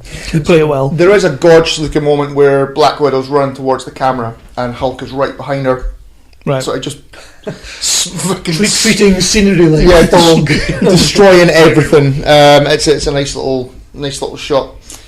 Cap and Iron Man working together. I mean, that could be done wrong. That could be a really boring. They've got to get a propeller going. But to be completely honest, of all the things that are going on in that section, that's the one I'm least interested in. Yeah, like it's a good little section. It's Cap and Tony working together, so they're kind of starting to become what they're meant to be, which is the two leaders of this team. Necessity driving. Exactly, yeah. But the scene itself, couldn't really care less. It's a throwaway thing, and as I say, if it had been done wrong, it's like that would drag it down. Had it been the only thing going, yeah. And everybody else sitting going, are they finished yet? Although I do love the when the guy throws a grenade and he's just like ching, knocks it back. It's a nice little touch. And also at the end of that, we get a killer spear from Tony Stark. A killer what? A spear. All right, yeah. He flies back in and just does the mother of all spears onto one of the henchmen guys. Hulk end up. Nick Fury says just to one of the pilots, distract him. Yeah, so he starts shooting at Hulk. Silly idea. And Hulk jumps out Target onto angry, the plane, target angry. and ends up, falling. But it gives Thor enough time to run away. Because he was getting his accent. Which is great though, because that's very unlike Thor, is to like run away from the fight, but even he knows shit. But it's that thing that the film does quite nicely of what would happen if who would win a fight if, that kids thing of who would win a fight with, and then so they do it. Yeah. Well, let's get this out of the way now. We'll have what happens if Thor and Hulk have a big argument. Here you go. And they play on it like quite a lot, don't they? Like the animosity, well, not the animosity, but the sort of the love-hate relationship between these two guys. Yeah, and it's still there for Ragnarok. Aye. Again, that lovely payoff. Yeah, that's a cool bit in Ragnarok. So what else happens here? So Tasha and Barton fight it out, and she does some cognitive recalibration. She hits him really hard on the head. Which is Whedon, fine. That's Whedon. I'm okay with that. That's like and so what else happens in this it's roundabout here as well that Thor goes to see Loki, doesn't he? And then yes, that's how we get Thor off the helicarrier. And Coulson gets involved. He does his projection trick. Yeah. So Thor ends up being trapped in that thing, and then we get the death of Coulson. Moment of silence. Not really, because he's not dead. Well, he is. He is very dead, and he has to be Tahiti'd to get back. But he's not dead. He's not. So that's death of Coulson. Thor's gone. Hulk's gone. Black Widow saves Hawkeye. Ultimate Spear. Everyone's really, is that how we're going to deal with the death of Coulson? It's death of Coulson. Because that's talk more about Coulson if you want. That is a really, really good scene, and it's one of my favourites of the movie. It's also one of my least favourites of the movie because Coulson gets killed, but it's a good little scene, and he's got the destroyer gun. And that's what that does. Yeah. But again, it's a lot of for me, a lot of that scene is Tom Hiddleston all over the place. Yeah. Like he's cracking in this film. Like we said it on the Thor episode. But he really turns it up a notch in this. Like his badassery's gone from like here to like way up here. Oh yeah, definitely. Well, it just had to because he's the big bad. Well, yeah. But he just plays it beautifully, and I'll gush over Tom Hiddleston. I also like the fact that he plays it. He shows Loki for what he is, which is basically all front. And he is so fragile in the film, and that the lovely scene where the other basically hurts him quite badly, and you can see Loki. He is scared because he's dealing with something far more powerful than him. He's a little bit out of his depth. He mentions that at one point as well, doesn't he? He's like, you're dealing with forces far greater than I, kind of thing. Yeah. It's like he's and again, it's something that keeps going all the way through. He can't not stop the war. He knows it's all horrible, and he knows he can't control it. But at the same time, he cannot let it go. Yeah. It's his moment, he thinks, but he knows in his heart of hearts that it's gonna go wrong. He knows that he's not, as Tony Stark says, there's no scenario where you win this. Exactly, and he knows he's fucked up, and you can see that he's fucked up. And I wonder whether there's a certain amount of relief at the end. But we'll come to that. For him, yes, but yeah, he would say ultimately Loki is saved by the Avengers. And he's happy to be. So everybody's cut up because of Coulson's death. On the carrier, we've still got Tony Stark, Cap, Black Widow, and Nick Fury. So they're all distraught and what have you about Coulson. Yeah, isn't it great that Greg had 10 minutes of screen time and made you care enough about Coulson that when he gets killed, it actually does genuinely knock you back. Oh, to gut. Yeah, and definitely. You can understand that. You can understand why these other characters feel that way. And if Avengers was your first film, even then you still have that feeling for him. Yes, he's the professional, but he's the professional with the Captain America cards. Yeah, it was one of those ones that in the cinema, legitimately, I wouldn't say like I felt sad or depressed, but I legitimately sat there and went, "Oh, like why him? Yeah. There's plenty of other no names on that ship. Get rid of them." But it wouldn't red coats, red shirts. Even if it had been Maria Hill, who was again, she's still a strong character. It wouldn't have felt right. No, because with Coulson there was all that feeling of there's more to say. There's more to do. Yeah, plus he's got that, like you say, he's the man with the Captain America trading cards. He's got that already existing relationship with Iron Man. He kind of knows all of these guys in a little bit, because he was also in Thor as well, so he had a little bit of dealings there. So he knows them all, and they all know him. And he was the one driving the one-shots as well. Yeah. There's also a line with Tony Stark, and he goes, they're sort of speaking about Coulson, and he goes, I think there was a cellist. Is that when it's him and Cap together? No, I think it's when they're all sat around the table at this bit. Okay. And again, that was a lovely thing, because they set that up nicely for Agents of S.H.I.E.L.D. Yeah. It pays off in that eventually. There's quite a few things in this movie that pay off in Agents of S.H.I.E.L.D. that I never realised, but yeah, which is good. There you go. So Stark figures out that Loki is going to use Stark Tower to create the Skybeam thing and start the war. We go back to Thor, who's... Now, what do we think of the scene? There's a scene with Thor where he's crashed to Earth, he's got out of the cage thing, and there's a little moment where the hammer is on the ground and Thor is trying to, how he reaches for the hammer and it comes to him like a lightsaber kind of thing. There's a moment where the hammer's on the ground and it looks like it's not going to him. Did you pick up on that as well? I think it was more that he didn't want it. Yeah, it was almost that point of, I have made such a mess of this. Yeah. It's before he does his Power of Grayskull thing, and he gets all these, which looks cool when the armor coming on his arm. Yeah, but yeah, just there's that little moment where. So maybe like he doesn't feel like he's not worthy anymore. He's not worthy. Yeah, it's his big moment of doubt, and this moment of shall I just go home? Because he does pretty much. I know it's only like 10 minutes from now, but he does pretty much like fuck off until the battle. Yeah. Like that's pretty much it for him. And then the battle comes along, and then he sort of turns up almost late to that. He only comes in maybe halfway through. Yeah, I think. I'm trying to think at what point he turns up. But there's also the moment with where Bruce Banner is back to Bruce Banner now. He's crashed into a factory or some sort of building. Nice Harry Dean Stanton cameo. Nice little cameo there. There's also an awesome line where he says, "Are you an alien?" Mm-hmm. He goes, "No, and son, you got a condition." And what movie was he in? Who? Harry Dean Stanton. He's been in lots of movies. He's an alien. Son, were you an alien? He was an alien. Okay. Oh God! Well, I got picked up on it because it's Harry Dean Stanton. That's one I don't think is necessarily an Alien reference, but I don't think it is. But anyway, to anyone who likes Alien, is like, yeah, cool.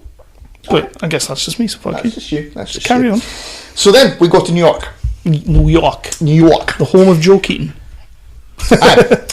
We have. He's one of our pod pals. Yeah. We have an awesome showdown between Loki and Tony. Mm-hmm. In Stark Tower. It's a nice little bit of monologuing against each other, which is cool. Yeah, this is the bit with performance issues. Yeah. It's also the bit where I have an army, we have a Hulk. Yeah. Great. And also... On you go. He drops in the Earth's Mightiest Heroes line. Yep. There's loads of little... There's a lot of lovely fan service. Yeah. It's not fan service for no purpose. No. It actually fits the scene, it fits the line of dialogue, which is quite nice. There's basically antagonise him, isn't there's no version of this where you come out on top or something along those lines. And it's that moment when Loki's looking out the window going and he's just, you can see the panic on his face, and he knows this is just out of his control. Yeah. As soon as the Chitauri start coming through, he might as well just go home. Yeah. He's fulfilled his purpose. His role does completely change during this battle. But it's still, I still find it interesting when I didn't know this until literally today, that Thanos was not meant to be in this film. No. And that it was a last minute thing with Whedon saying there needs to be something bigger. Mm-hmm. And if you think of the original, I don't know, the Chitauri not having that boss, whereas because Thanos is there, even if you don't know who Thanos is, that person in the chair is clearly scary, because the guy who scares Loki is scared of this thing. Mm-hmm. Loki is even bowing to this thing. If you didn't know there was this big guy there, in a sense, Loki would have been diminished, even though he would have been the bad guy. Yeah. He would have been diminished as a threat in a sense. 100%. So it's quite a weird one to think that wasn't there originally. And that whole moment of Loki's fragility wouldn't have had a purpose as much. So that interests me. Yeah, I didn't know that. I didn't know he wasn't originally in it, because you kind of, every time they go to when he goes to the outer rim or whatever you want to call it, to speak to the other, they allude to something else being there, but you never ever until the post credits, like after the credits, don't get any sort of hint of what it is. Apparently Whedon just went to Marvel and said, I want to put Thanos in it, and he was expecting to be told no, and he went, yeah, sure, and you go. I was like, well, really? which is strange, because the last 8 years has been, let's get to Thanos. Yeah. So you kind of wonder, was Thanos part of the plan? Yeah. Was he not? Was that, is it simply because Whedon wanted something for his film that then had that knock on? Anyway. But that also shows you how much things changed between from this movie saying, oh, you go and put him in there, to Ultron, where they were getting so involved that they basically broke Joss Whedon. Yeah. So that's the studio thing. Yeah. But that's only 4 films apart. So there's one more line. If you can't protect the Earth, you can be damn sure we'll avenge it. Great. Yeah. And then we're into the Battle of New York. Yeah. So again, similar to the Helicarrier, we've got just so much going on. It's just all out. Exactly. We get another showdown between Loki and Thor, which is a nice fight. We get Thor begging Loki to stop this. I can help you stop this, and he says, "I can't stop this." Yeah, that is pretty much the moment when you realise Loki's done. He's dead. He's totally out of his depth. He's done. We get the moment with the policeman to Cap. Why the hell should I trust you, or why should I take orders from you? Then which was our Blue Bloods. Yes. When I was watching it last night, I was like, oh, yay! There's a few things like that. I love when they cast police in movies that are actually police in TV shows. I love when they do that. It's like that thing that I keep saying to you, like, the president in every movie should be the same president for 4 years, and then change him up. And get Tom Selleck in there as the police commissioner. Yeah, exactly. Well, I love when they do that. I think they did it in Dark Knight Rises as well. There's like 3 or 4 different police officers who are all police officers in different shows. Yeah, Jamie was in. Jamie's in there. The guy from Dexter's in there. There's like loads of them, and it's like, that's brilliant. But doesn't that just show that somewhere there's a casting director with no imagination? Who makes good police? He's done it before. He's saying to you, not a policeman again. So we get a few badass moments. Bruce Banner shows up. We get the over the shoulder. That's my secret, Cap. I'm always angry. And the biggest payoff ever. Yes. Yeah. It's just that moment of why is he in control? Because he's not in control. Yeah. And that's lovely. That's a great moment. We get the moment with Thor and Hulk. Are we getting into the dirty recesses of your mind? Really? It takes time to do that. You really don't want to do that. It does take time, but he opens up eventually. Yeah. That's scary. They're fighting together. They end up crashing into a building, and Hulk just smashes Thor. And that's a nice, funny little moment. Again, cutting back to the fight from earlier on. So what's everybody's, as we said, there's so much going on here, so what's everybody's favourite moment in this big set piece? What's everybody's favourite moment? Bringing the party to you. How is that a party? There's just far too many things. Barton again. Yeah, I was going to say quietly paying off. These guys can't bank for shit. I think, as he said, two of my favourite things in that whole little fight sequence in New York is Barton. Barton's fantastic when Tony takes him up at the top of the building and he's just not even looking. All that. Yeah. I love all that. And then basically everyone's favourite scene of the whole movie. Well, maybe not the favourite scene of the whole movie, but the payoff of the camera coming up and they're all in a circle and it just goes around. It's so nice. It's iconic. It's brilliant. There's a cool moment where Tony lands, he shoots at Cap's shield, and then takes off again. It shows the teamwork. Yeah. And everything is natural and it's all together. But again, it's necessity that's driven it. Yeah. When the moment comes, it's what Nick Fury says later. When it's necessary, these guys will step up. Exactly. And it's just unfortunate that it has to be necessary before they get involved. Yeah. Or before they pull together as a team. But they are together as a team. Oh yeah, 100% in this scene. It's just But unbelievable. it's also one of the things that impressed me most about that whole sequence is the fact that it's never lots of different moments. It's I would love to see the drawing. There's got to be a drawing somewhere where they have a street map of New York and they plotted out a timeline for where everybody was, because you have a feeling, without them ever having to show off about it, Yeah. there's a feeling that you know that they know where they are Yeah. at every single second. So the physicality of it is there. And although again you get that epic feel with the shots and the height and the how big everything is, it's still right down into the characters, and you never lose the characters. There's that physical feeling of the theatre of it. Yeah. And that's beautiful. The thing where one of the characters that kind of drives that home for me with what you're saying there is Cap. Completely a man out of time, as we've said before, but he still knows the complete layout of New York, because he's like telling the police like everything to 39th Street. I want a perimeter and all that. He knows the subways, and he's just like, you know, it's just fantastic. Yeah, you're totally right. But again, the biggest gorgeous moment when Tony hands over the reins. Yeah. When he says, "Cap, your call." Yeah. And it's just right. Okay, Tony's realised, the man with the experience, and he's realised that his ego doesn't fit here anymore. Oh, definitely. I mean, his ego's back within 3 seconds. Yeah. He again, it's that development that's come from Iron Man through Iron Man 2 to this, of Tony starting to realise that there are moments when he has to let other people do things, and he can't do it all himself. And this is something that then carries on into Iron Man 3. That what happens within the whole battle is that Tony is out of control. He cannot. Then there are moments when he can do things, but he is not in charge. He's not in control, and that breaks him. Yeah. For Iron Man, he's a broken man, and then he has to put that all together by Do you think that's what plays into him making, like, we'll get to in a second, but to what he does, like making the sacrifice kind of thing, him being that guy? I think that's what plays into that. I think it is, and the fact that he's inside him, who he is screaming at him not to do that. Yeah. And yet he does it anyway, and I'll deal with the consequences later. That's always Tony Stark's thing. Yeah.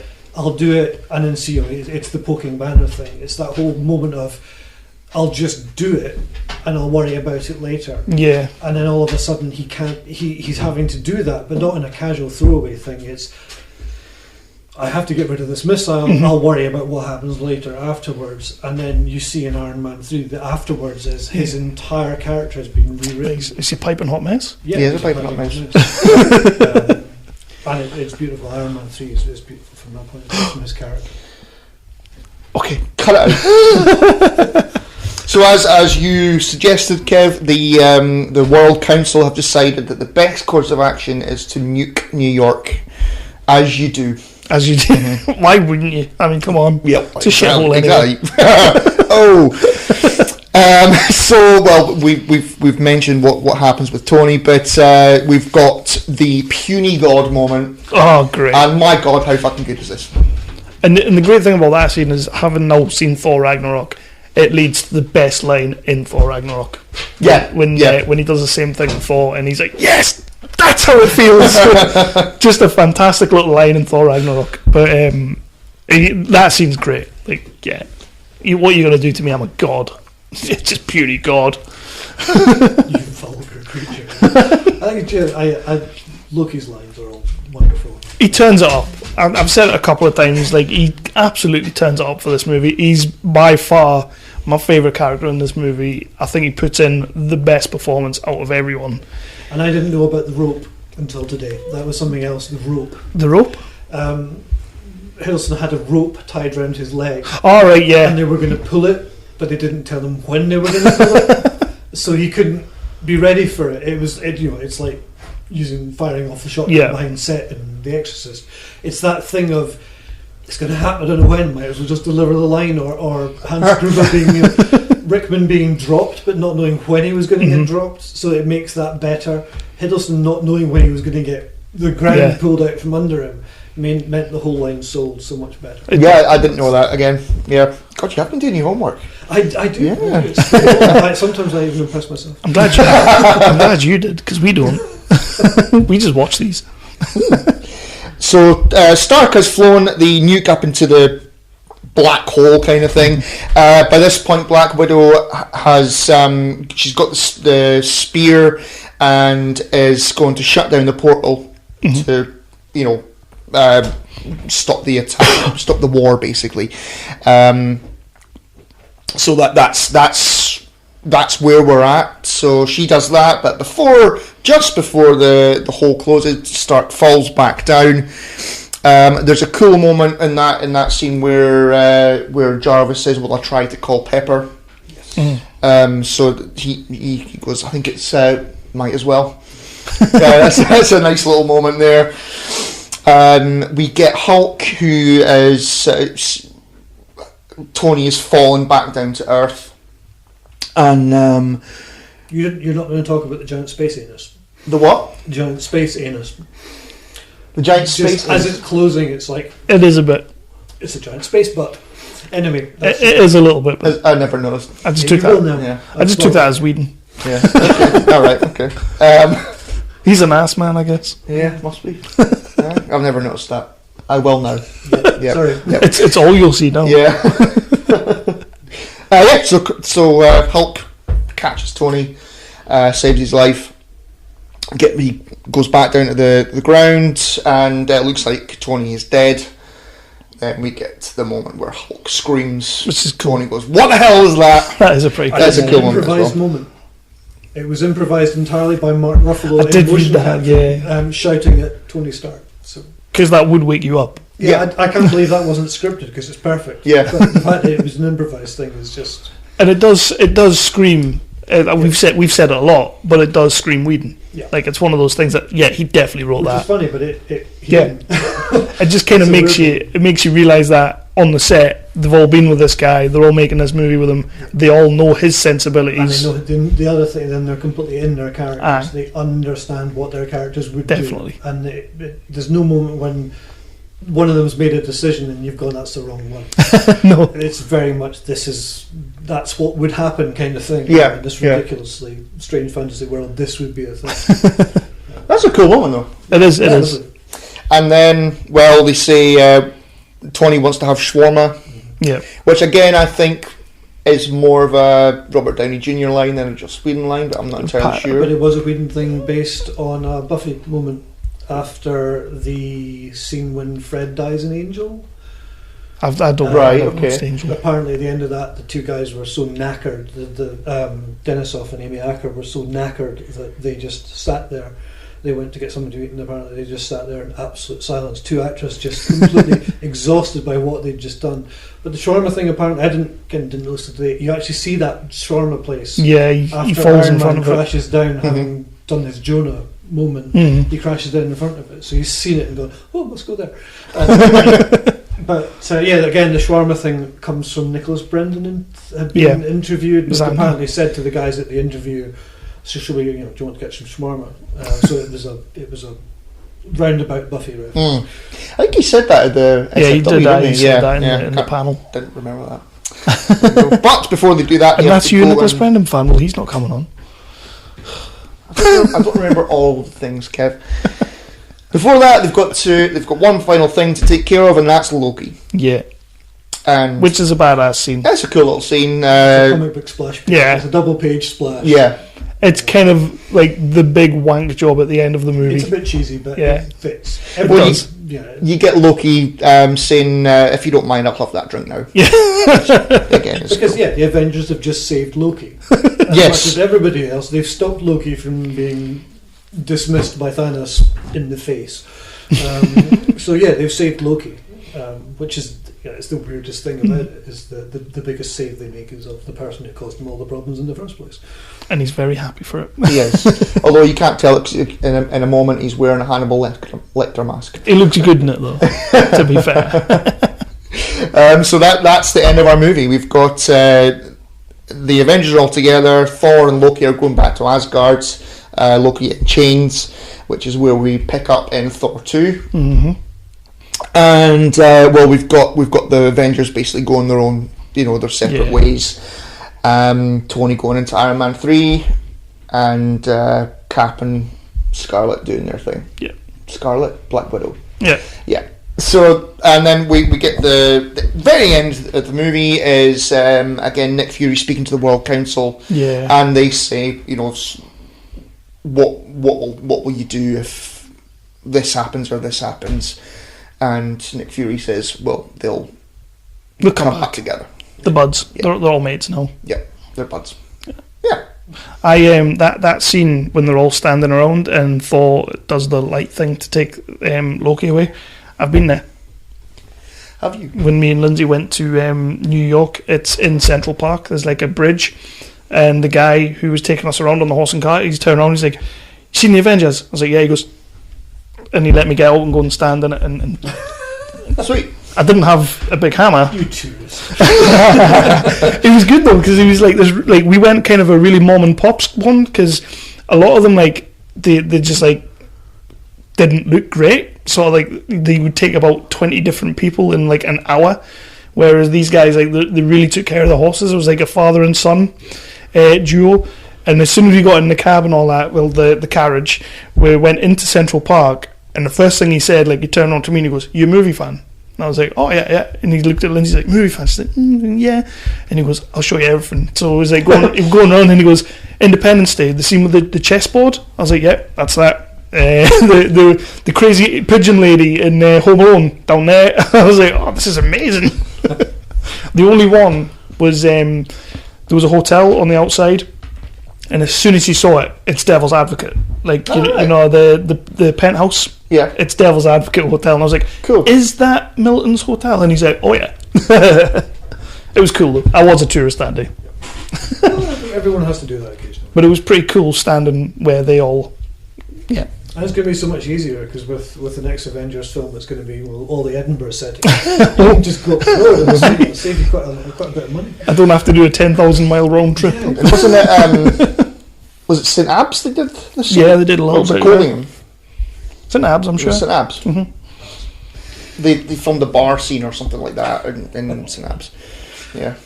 Yeah.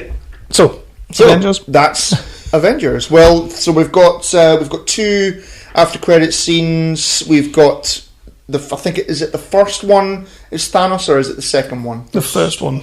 And then the second one is Shawarma. Yeah. Yeah. That was the one that was put in after the premiere. Yeah, it wasn't in the original thing. Was it only the Blu-ray release got it? I think it was the Blu-ray. Yeah. I hadn't realised that Chris Evans wore a false chin. Yeah, because that was a good little tidbit as well. I like that. So he'd grown the beard and he'd also shaved his head. So the blonde thing is a wig. And then he had this big false chin on, which he covers up the entire time. Okay, that's why, like, when they're all sat there, they're all eating, and he's the only one that's just like not eating, but he's like, his prosthetics terrible. he's like, "I'm here, but I'm not here." It's a good little touch. I do like the fact that Thor's going, nom nom, drink, nom nom. Yes, Thor. You expect them just to get the cup and go, "Another." That would have been a nice little touch. It would have been, but I think if any of them spoke, it might have destroyed the little scene. Yeah. It's nice to see them all just buckled. So what do we think about how Thanos looks here? You don't really get much of him. You get a cheesy little glimpse of him, but he looks massive and he looks a hell of a lot bigger than he did in any other movie going forward. Yeah. Yeah, it's a tricky one, that, isn't it? Yeah. It's also a nice comic reference, though. To challenge them is to court death, and of course, all the comics fans goes, "Oh yeah, Thanos is in love with death." So there's that thing of to do this, you risk being killed, and Thanos is like, good. So you're immediately like, right, okay. Even if you don't know who this big purple guy is, I had no idea. He's a problem. I had no idea who he was, and I legitimately thought we'll find out in Avengers: Age of Ultron. I thought this is like he'll be the big bad of that movie, and I was so happy when he wasn't, because I was like, shit, they're really slow playing this. And like we say, Iron Man was 10 years ago this year. It's taken us 10 years to get to this. This is why we decided to do this whole thing, and it just feels amazing that we've had a franchise out there that's literally slow played this to hell. And willing to take that. Oh, yeah. Willing to take that risk. I mean, everybody talks about, Avengers was this sure thing. It was always going to work. No. It was always going to be this. It was the experiment. It shouldn't have worked. It couldn't have worked. And to Marvel's infinite credit, it did. But this has been a story all the way through Marvel. Yeah. I mean, Guardians, Doctor Strange, Black Panther. These are all things like, you don't do this. This isn't going to work. You can't have British guy in a beard running around with a big flappy cape on. It's not going to work. Yeah. You can't, this shouldn't work. But you have the faith in the people making them, you have the faith in the audience, and it does work. Yeah. But but the other thing is, then the thing they've never lost track of, the fan service is there, but it's not there. It doesn't break the film. Because when it's too much fan service, when it's the kind of stuff that only 5% of your audience are going to get, it doesn't succeed. You don't make a film that grosses whatever it is now, heading into the 2 billion. Oh God, that just... You don't make that for the fans. And this is something fans need to get the hang of. We were talking about this earlier. Yeah. These films are not made for the fans. They need to get past that. These films are made because the only way they make the money back on their 220 million budget is if they make it for the general public. I think it's like 400 for Infinity War, isn't it? It's an incredible budget, but they're going to make that back. Yeah, it'll be on the screen. Yeah. The budget will be on the screen. They'll make that back and then some. That's the other thing is, will they? Oh, I think they will. Because this is the other thing that keeps going. We're heading into a point, and Marvel and DC are kind of acknowledging it, that are there too many superhero films? Can they keep one-upping themselves? Where do they go? Can they go anywhere after Thanos? Can they go anywhere after Infinity War? Well, how do you get bigger than the Mad Titan? The man we've been waiting for 10 years. They keep saying that they're going to, after Avengers 4, Yeah. which will be 2019. Mm-hmm. Is that right? There's another one coming out next year? I think it is. But it's not got a title yet, which makes me think that something is going to happen at the end of, or something, at the end of Infinity War that is going to set up Avengers 4. The end of Infinity War can't resolve. Because it was originally going to be Infinity War Part 1, Infinity War Part 2, but they changed that, so it's now untitled. It'll be like Space War. I actually wonder whether it's going to go smaller and be about the characters. Yeah. I mean, it has to be about characters anyway, because otherwise, because if you took the character stuff out of Avengers would be dull. Yeah. So the worry with Infinity War, it has to be about the characters, and what we're seeing in even just the shots we've seen, there's a lot of stuff about Wanda and Vision. So that's intimate. There's stuff about there's going to be other stuff about where the characters, the intimacy of those characters is still there. Yeah. So I wonder whether we know that not all of them are going to make it out of this next film. Hopefully. So hopefully the next Avengers film is going to be. We've already had a situation where there's a new Avengers team because Cap's out and all these other characters are out. So we have to resolve that in this next one. Then whatever happens in that then has to be resolved. So perhaps that next Avengers film is going to be big, yes, but more intimate. I like the idea of that. Like obviously the end of this one's going to be quite devastating. Yeah. So you take it back to not street level, but you take it back to the bones. I like the sound of that. But let's briefly touch on the fact that what they did with the Battle of New York within the Avengers films, because in Avengers we see they've won this great victory and everything's fantastic, but then when you get into stuff like Daredevil, you see the reality of the Battle of New York for everybody else. It wasn't resolved and tidied away neatly. It was horrible. People, hundreds of thousands of people or whatever died. Buildings were smashed, businesses were destroyed, people were bankrupt, the criminal gangs came in and took over. Without the Battle of New York, Kingpin couldn't be what Kingpin is. So Marvel very cleverly went street level with it and said, okay, this is the reality. And then they continued that with Spider-Man Homecoming. Yeah. What do you think of the chances of seeing one of the TV shows in the Infinity Wars? Are we going to see Daredevil mixing it up? I doubt it.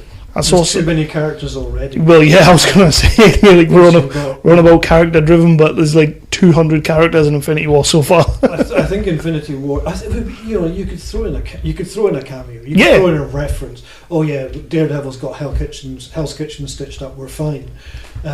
What about They could do a throwaway moment, but I think the sensible thing would be to keep that and put it into those dedicated shows. What I would like to see is, and it's something that people have been harping on for years now. Now that we know that Coulson isn't dead, I kind of want to see a moment of Iron Man knowing Coulson's not dead. Because it would be a nice way of actually wrapping up Agents of S.H.I.E.L.D. as well as let's bring the Agents of S.H.I.E.L.D. into the bigger thing. I want to see that. The bigger thing impact on Agents of S.H.I.E.L.D. and then give them the chance to wrap up if that's what they're planning on doing anyway. Even if it's just a mop-up mission. That sucked. Although they have been doing it better, right? To be fair, since that. Did you see the series or the episode of S.H.I.E.L.D. where it was tied into Thor 2? Yes. Yeah, that was. Was that maybe one of those? Was that one of those things where it's like even the S.H.I.E.L.D. TV show didn't want anything to do with Thor 2? But they went to London to be the cleanup crew. That was it. That was the. It was like contractually we have to do something, so we'll just go and mop up. Yeah. Was that the episode with the guy from Ghostbusters, the Dragon Slayer chap, whose name I can never remember? I can't remember. I just remember it being in London and they were cleaning up after Thor 2. I think the thing is, I think the Agents of S.H.I.E.L.D. guys deserve their moment. Yeah. In the sun. I certainly think he does. Yeah. Like he deserves. No, there's other good characters in there. I know there is, but deserves it completely. I can't remember a character. Daisy. May. May, thank you. Yeah. Agent May, she deserves it. She's good. She's badass. They're quality actors as well. I think they could quite easily have their moment. Mm-hmm. I kind of wish that you'd get someone like Daisy turning up in Daredevil or something like that. Yeah. I think she'd be a good one. Particularly now they've established the Defenders. Yeah. So, what else do we have? Have you got any trivia? Well, we've dealt with a lot of trivia. Like, there was only one thing that I did really want to mention because I just thought it sounded really cool. Was they were saying something? I think it was on IMDb when they said something about Chris Evans, how they weren't always in New York together when filming, and Chris Evans sent out like a group message to everyone saying "Assemble," and they all went out for a meal and drinks and whatnot. And Clark Gregg has been quoted as saying it's like his single most favourite message he's ever received. But I just thought it was pretty cool. Like, I just love the fact you get Cap's call. Yeah, like they're rarely all together. So when they are together, Chris Evans takes the chance and he's like, "Assemble, come on." That's pretty cool. And that was the only real trivia that I read through. There was loads of stuff there, but that was the one that made me go, "That's awesome." Yeah. I would like to get a message like that from Chris Evans. I would just like a message of Chris Evans. Yeah. So what? Do you not get those? No. He never shuts up on my Twitter. He's blackballed me. Yeah, I think it's because I said I gush over him. Yeah. Which I say a lot. Yeah. But what we like to do to close out these shows, and I mentioned it to you earlier, if you can come up with one, is a top 5 of the MCU to date. Obviously, you can't put Black Panther in, but we'll let you retcon it later if it goes in, if it goes there. I think Ant-Man is my top one. Yeah, without hesitation. I'm a sucker for heist films. Yeah, I mean, I watched Logan Lucky the other day, and that's great. I was in heaven. It's a great movie. Not so. What's the other one I watched? Now You See Me.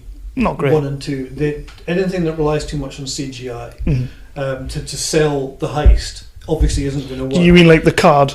Well, yeah. That is ridiculous. Have you seen that? Is that 1 or 2? 2. The first one does it as well. They don't explain how they did it. Yeah. Without going, and we had, and they worked. Ant-Man as a heist film, as a sort of, as that kind of movie, it's all up there. You see how it's done. Yeah. And even though it has those fantastic elements, like it does the rifle over the bar thing, the tank on his clip, his keyring, and as soon as it's there, you go, That's not a model. Just no, it's not a model. Ant-Man, fantastic film. Yeah. I just adored that.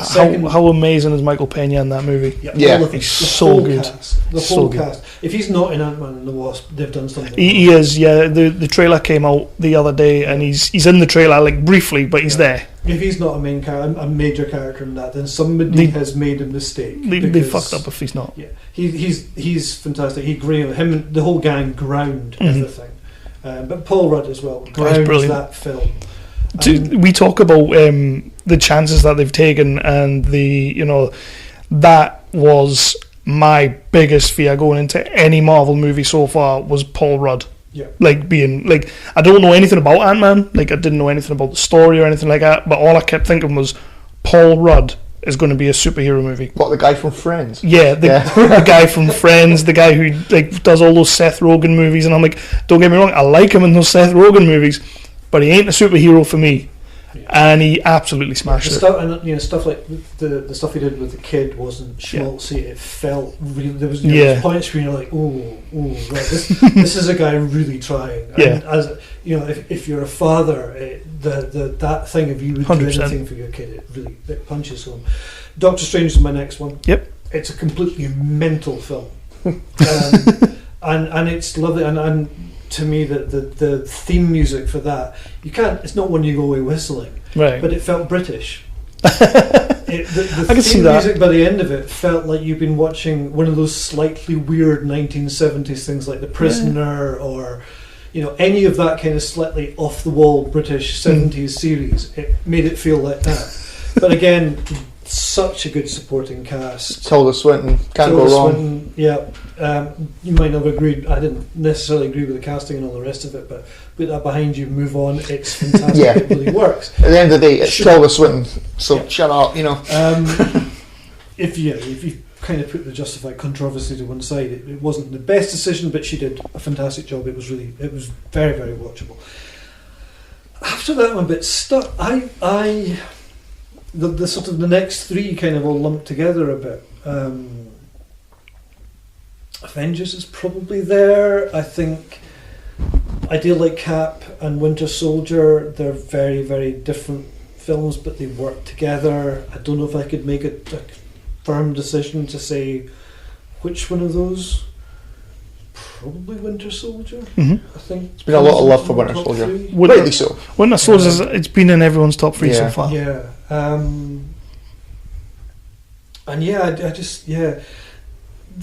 think it becomes a bit more difficult because there's moments. I mean, I adored how Iron Man 3 dealt with anxiety and dealt with Tony's character direction I thought was very strong.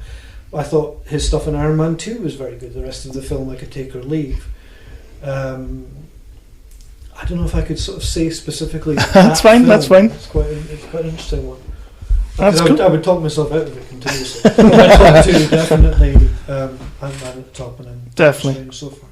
Guardians is a weird one. I'm not so impressed with Guardians films. I thought they were very good, but what they did was amazing, and they shouldn't have worked. Fantastic cast, all worked really, really well. Weirdly, I'm a huge fan of what Vin Diesel did with his lines. There's a lot of effort in there that worked really well. It is a bit strange that he literally has 3 words, just different ways that he says it, and it is a fucking brilliant performance. Yeah. it's mental what you would to Chopper in Rebels or R2. You know what he's saying exactly. Completely, you know what he just said, and it's great. And I thought Ragnarok was very good, completely berserk. It was a tonal change from the other Thor films, but it wasn't. It was still a Thor film. Yeah. And again, putting him and Mark Ruffalo together is no bad thing. It's not at all. They do really work well together. They do. So yeah, That's Avengers Assemble. That or is. The Avengers, if you will. for us Brits. Or the original tagline, what was it? We didn't want to say Avengers, some assembly required. There was that. There was Group Hug. That was one. It's a code name for it. There was another one that I read and I was like, that's brilliant, but you wouldn't call it that. So basically, to round out the show, do you want to just let people know where they can find yourself and anything that you've got that you want to pimp out, and then we'll end it there? I have a bloggy thing. You can find us Embra Again. I'm on Twitter, just Embra Again. Yeah, and I have a Facebook sort of authoring page thing. But yeah, you can find all sorts of links of that kind of stuff. And it's absolutely fantastic to have you on again. Especially to talk something like this as well. Like Yeah. it's been like we've had a lot of guests on who've came on to like talk about their projects and all that, and which is awesome. It's kind of what we did the indie talk for. But getting people on to kind of just talk like a bit of Marvel, I'm loving it. Yeah. I'm really enjoying it. It's completely different for us, and we're getting some really cool people on, and we've got some really cool people still to come, thankfully. Yeah, we had a little bit of trouble with Thor 2. Nobody wanted Thor 2. We've forced somebody into doing it. And we're doing something a little bit different for Iron Man 3, Yeah. which will be coming the week after this comes out. It's not going to be a 1 hour and 20 minute episode. It's going to be a bit of a beast because we're doing something different. Yep. Do we want to let people know, or will we just leave it? Why not? So we're bringing 365 material back. So we are doing a commentary of the movie, like a live commentary. Watch it and talk about it at the same time. Yeah. Yes. And he'll be talking. I'll mostly be ranting. Because I think that's why we wanted to do something different with Iron Yeah. Man 3, is because there's been a lot of arguments over the last 3 years about Iron Man 3. Yeah. I love it and Kev is wrong. So I've got a real big problem. yeah, I know you do. It's mostly Guy Pearce being Smaug. Just doesn't work for me. And I like Guy Pearce, but whatever. But yeah, that will be incoming. This has been Avengers, and the road to Infinity War keeps on rolling. Nice.